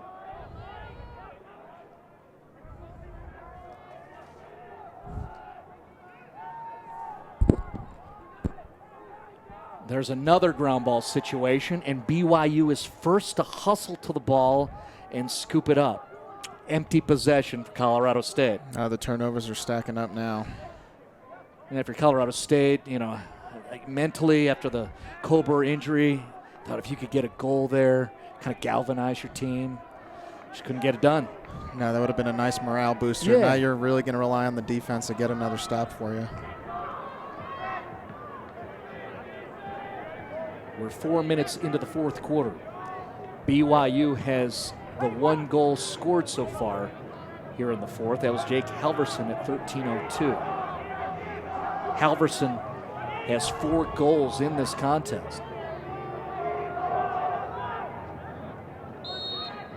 That shot's not even close after the long windup by Alton Taylor. Now you'd like to see a better closeout, but still a low angle shot. Then as Taylor's going to send it back up top. I don't mean to discredit the talented freshman. Is what it is, though. BYU still has it. Look at that ball fake there. No reaction by McAnally. Here's a shot coming through. It's deflected by McAnally. No, that is the defense of Shane O'Brien, actually. The 42's down low and went ahead and took the ball. So good work on the part of Shane O'Brien. Another freshman. So many young guys out here on the field for Colorado State. Good future ahead of them. As we tighten in on Jake Ness, local dude. He's an upperclassman, a junior out of Golden. Hello to Mike Thuman down there. Head coach of the Golden program. Just to follow up that detail. Under 10 minutes remaining in the fourth quarter. It's another careless turnover from CSU on the clear, this time without pressure.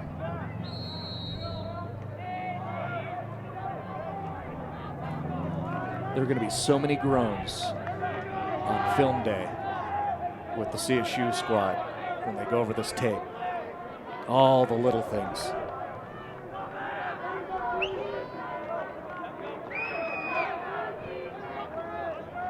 Cougars in control. They take a shot and score, and you look at the confidence. Feeling it is the freshman, Alton Taylor. It looks like just a backside cut there from the BYU player. 42 on defense. Let's see here. Just not on his man there in the middle of the field, not playing his guy, and he just cuts to the ball and has an easy look. 9:23 mark. Alton Taylor scores his second of the game. Said easy look a few too many times today for the CSU defense. You have said that often to where you're having a hard time trying to come up with synonyms, variant ways to say it. Because you're just going there so many times, and it's truthful.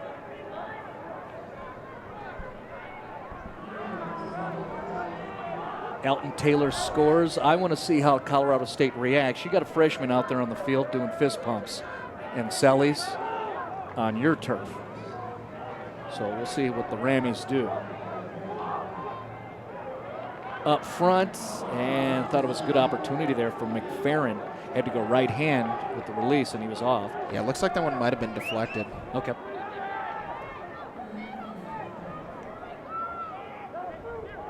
And that is McFerrin with it. Kober's out on the field. And going hard. That's a good sign. And then a stop by Mason Moon. Now, that was a hard dodge from Cole, but he really didn't get a lot of power on it. Well, there's Kober again.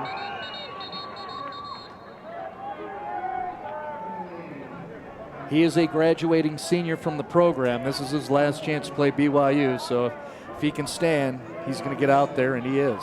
Well, and he's one of the few who really knows about this rivalry. They haven't played in 3 years, so only the seniors really understand what this is like. Yeah, consider that, we are post-COVID. The last time these two teams met, and their power programs with a huge rivalry here in the Rockies, last time they played was April 13th, 2019. It's like 3 years ago. BYU, the defending national champions, they played a full season last year, won that title. Meanwhile, spin, Chastain, celebration. Guys in white, the Colorado State Rams. Nick Chastain scores at 7:50 in the fourth. That's just a great individual effort from Nick. Bates' is defender going down the left alley there and gets the rollback. Nice deception there. Shoots around his defender. Nick Chastain, real sharp, getting the love from his Rammy teammates. For Chastain, that is his second of the game, both of those coming in the second half. And that is a huge goal. Now only down 4 with about 8 minutes left, giving themselves a chance here. Rams have reached double digits.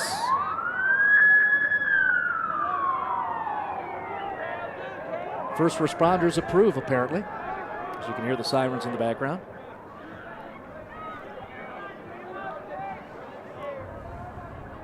BYU in a comfy position, about halfway through the fourth. They have that 4-goal lead, and they have possession of the ball, if they want it. Now BYU with the careless turnover. Right. Riley Flores pounces on it and gets the GB.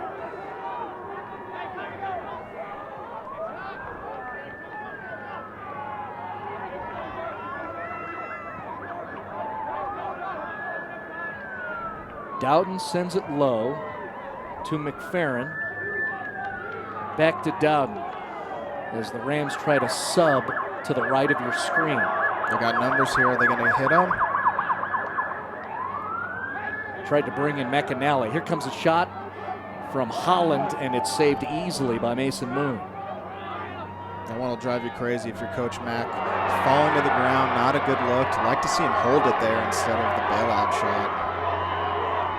Crowd reacting to the collision between Malcolm McDonald and Braxton Marion. And a timeout called. I believe this is a BYU timeout. Indeed it is. With possession, Matt Schnack, the 13-year head coach for Brigham Young, wants to take a pause and talk it out with the guys as we go ahead and look at the student body across the way. Can the Rams come back?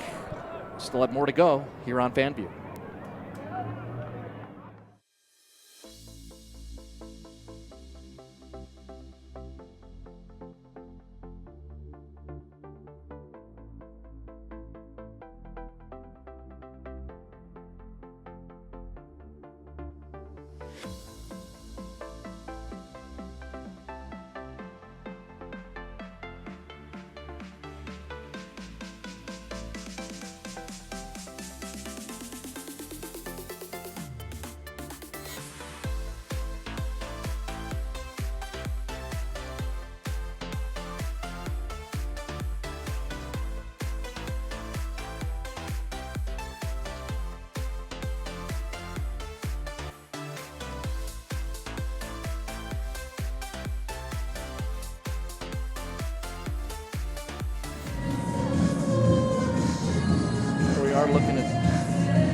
flag so we can get a read on the wind. Seems like it was more windy on the field and definitely earlier. Now the wind settled down just a little bit. We still have cloud cover above us, but no rain coming down. A beautiful day here in Fort Collins, Colorado. Here it's a 4-goal game between number 1 BYU having the lead and number 21 CSU. The head coach for Brigham Young, Matt Schneck, just took a timeout.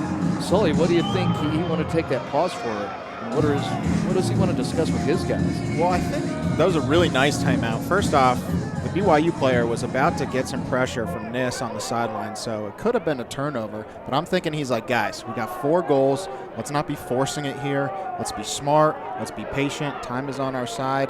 Let's not have any unforced turnovers. Well, Brigham Young in blue has possession after that timeout called by head coach Matt Schneck. About 6 minutes left here in the 4th.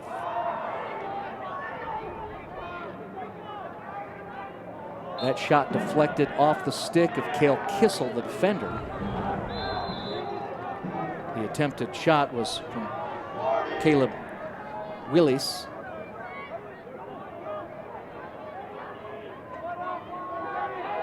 Different scenario. It's been a challenging trip for the number 1 team in the country. 2 days ago, they won by just 1 goal over CU in Boulder. Here it's a 4-goal game. As you see, Elton Taylor, the freshman, has a high level of confidence here in the 4th quarter, doesn't he? Yeah, it's a nice ball fake to get McDonald to bite and get to the top side. Taylor has 1 goal at the 9:23 mark here in the 4th. What a great pass falling down. And it results in the goal for BYU. The score by Ben Toffaletti. But the delivery, is that Elton Taylor? Well, that's definitely a highlight goal. Like you said, falling down, facing a ton of pressure. Looks like just looking for whatever he can there as the BTB. No, that was 21 with the assist. And that is Jake Halverson, who sent it up in the air behind the back, falling down, getting annihilated, kept the play alive, and they get a goal. All right, nothing you can do about that. Yeah, that's a tough one. Pretty good defense there from CSU. 5:35 mark. Here in the 4th quarter, BYU scores. And it was the junior midi, Ben Toffaletti, with his first goal of the game. BYU's back up to a 5-goal advantage. Now we see Noah Miller coming there at the LSM position. Typically a down low defender. BYU catches him sleeping again. Another score for the Cougars after a face-off win. And it's Halverson getting credited for another goal. That's the back end of that play. Halverson, 21, has 5 goals in this game now. Yeah, transition defense. Getting caught subbing has really hurt CSU today.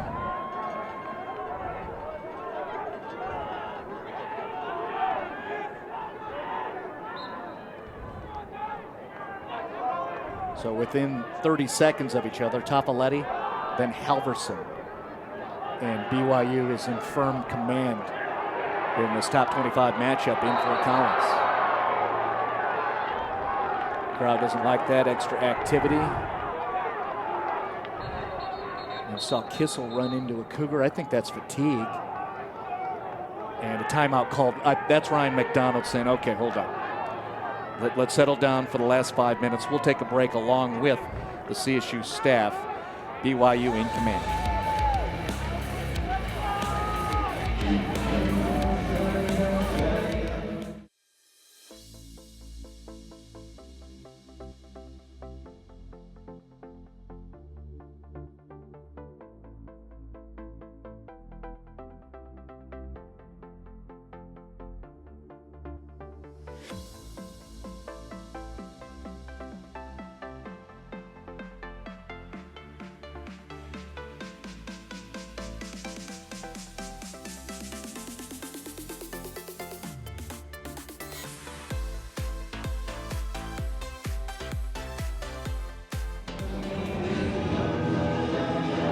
Zooming in on that huddle, head coach Ryan McDonald is wearing the green shirt, just turned his head this way. He's got his sunglasses on, his ball cap, talking it out with his guys. And, in this situation, so what do you communicate to your young guys? Finish.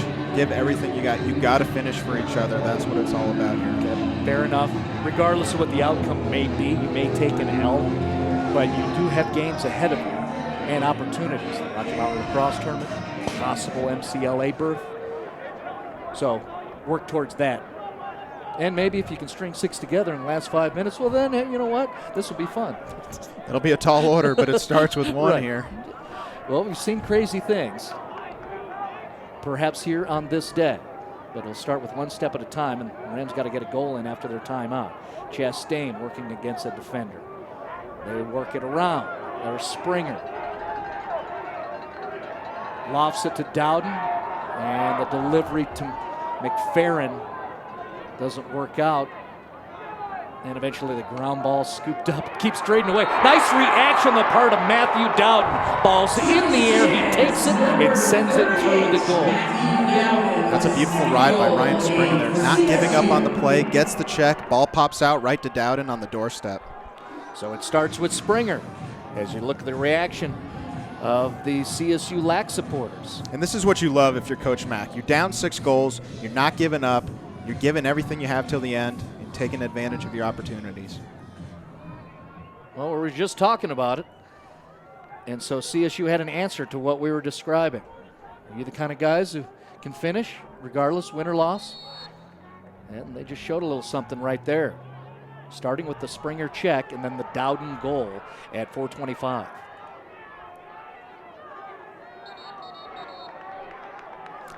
BYU called with the loose ball push there, going back to CSU.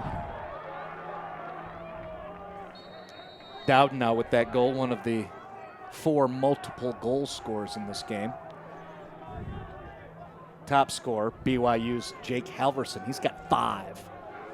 Cole Colber, the senior midfielder for Colorado State, has 3.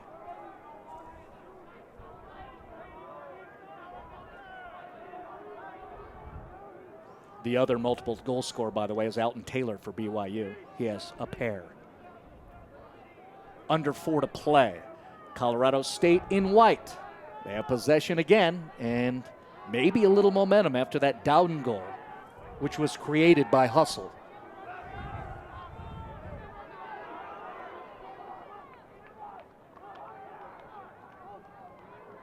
Pass inside. Kono picks it up for a moment. Ball's way in the air. BYU's first to recognize it. And there's a check from the backside. That's going to be a delayed penalty situation as the Cougars clear. Kelby Sosa, long pole there, is repeatedly shown. He's got the wheels. Look at BYU. They can't find it.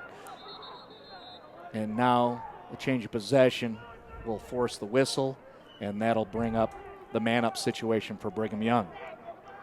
Yeah, they're going to get somebody, I'm not sure who, with the push with possession, which is a tough thing to do. That's 31. That's our big boy, 6'5", 220. Yeah, that is Taylor Mason. He's a monster out there.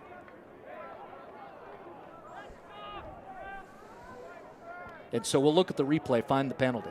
Yeah, fortuitous bounce there, goes right to him, and it was McAnally. He is a bigger guy. Yeah. At first I saw the one, and I thought McFerrin. I was like, I don't know if McFerrin can knock that guy over. No offense to Jared.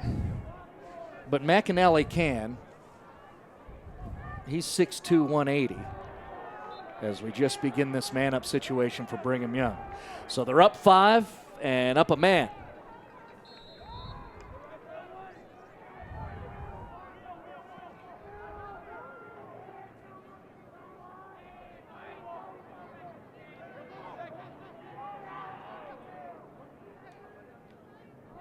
And a missed pass will go out of bounds, and Mulligan will chase it down. CSU will have possession, and at minimum, kill off this man up. Yeah, skip pass was there, but Miles not able to handle it down low.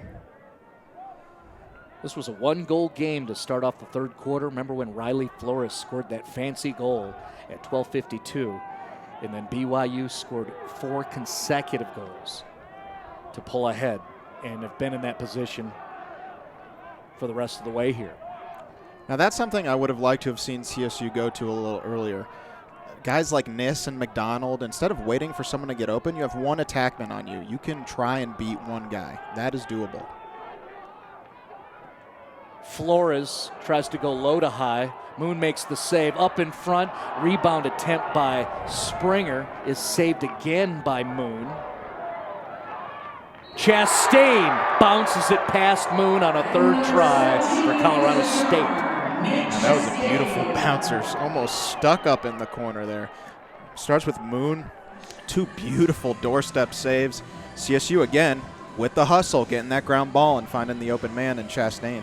If this was volleyball, that would be called bouncing it off the floor.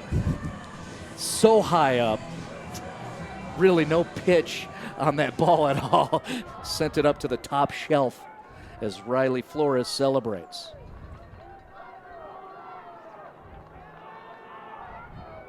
Well, you got to like that, again, with the morale component. Rams were down by 6. Well, they've scored 2 goals recently. Right off the face-off there, they're going to get Kissel with the push with possession. Under 90 seconds remaining in the game.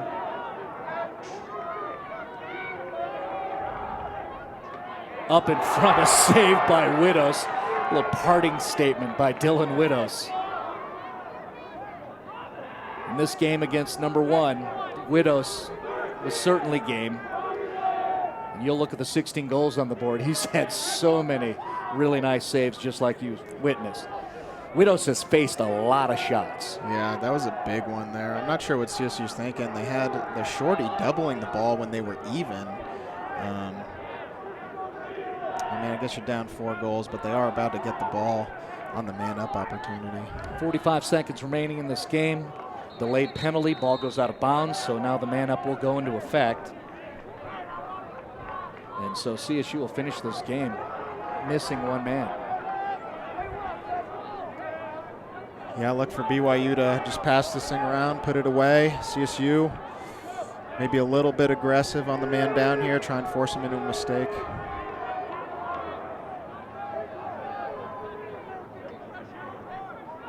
Ryan McDonald across the way. His squad approaching a 3rd loss on the season.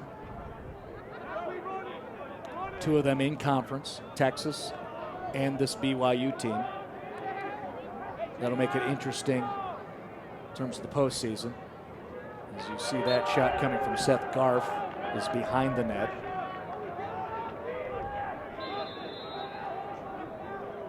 A little surprising to see them get a shot here, but I guess if it's open, you take advantage. Final seconds.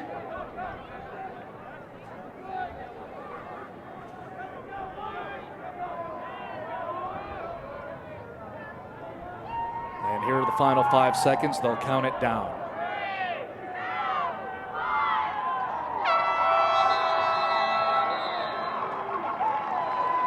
Squads cross off the picture to go comfort or celebrate with their goalies. Well, the Rams, they were game. If you wanted to ask, are they good enough to hang with the number 1 team in the country? That's a fact. Yeah, and we talked at the beginning of the game, 30 turnovers in the last game against Utah Valley, 17 unforced. They needed to clean that up. Unfortunately, they didn't. And the Cougars were able to take advantage of that today. Yeah, they certainly did.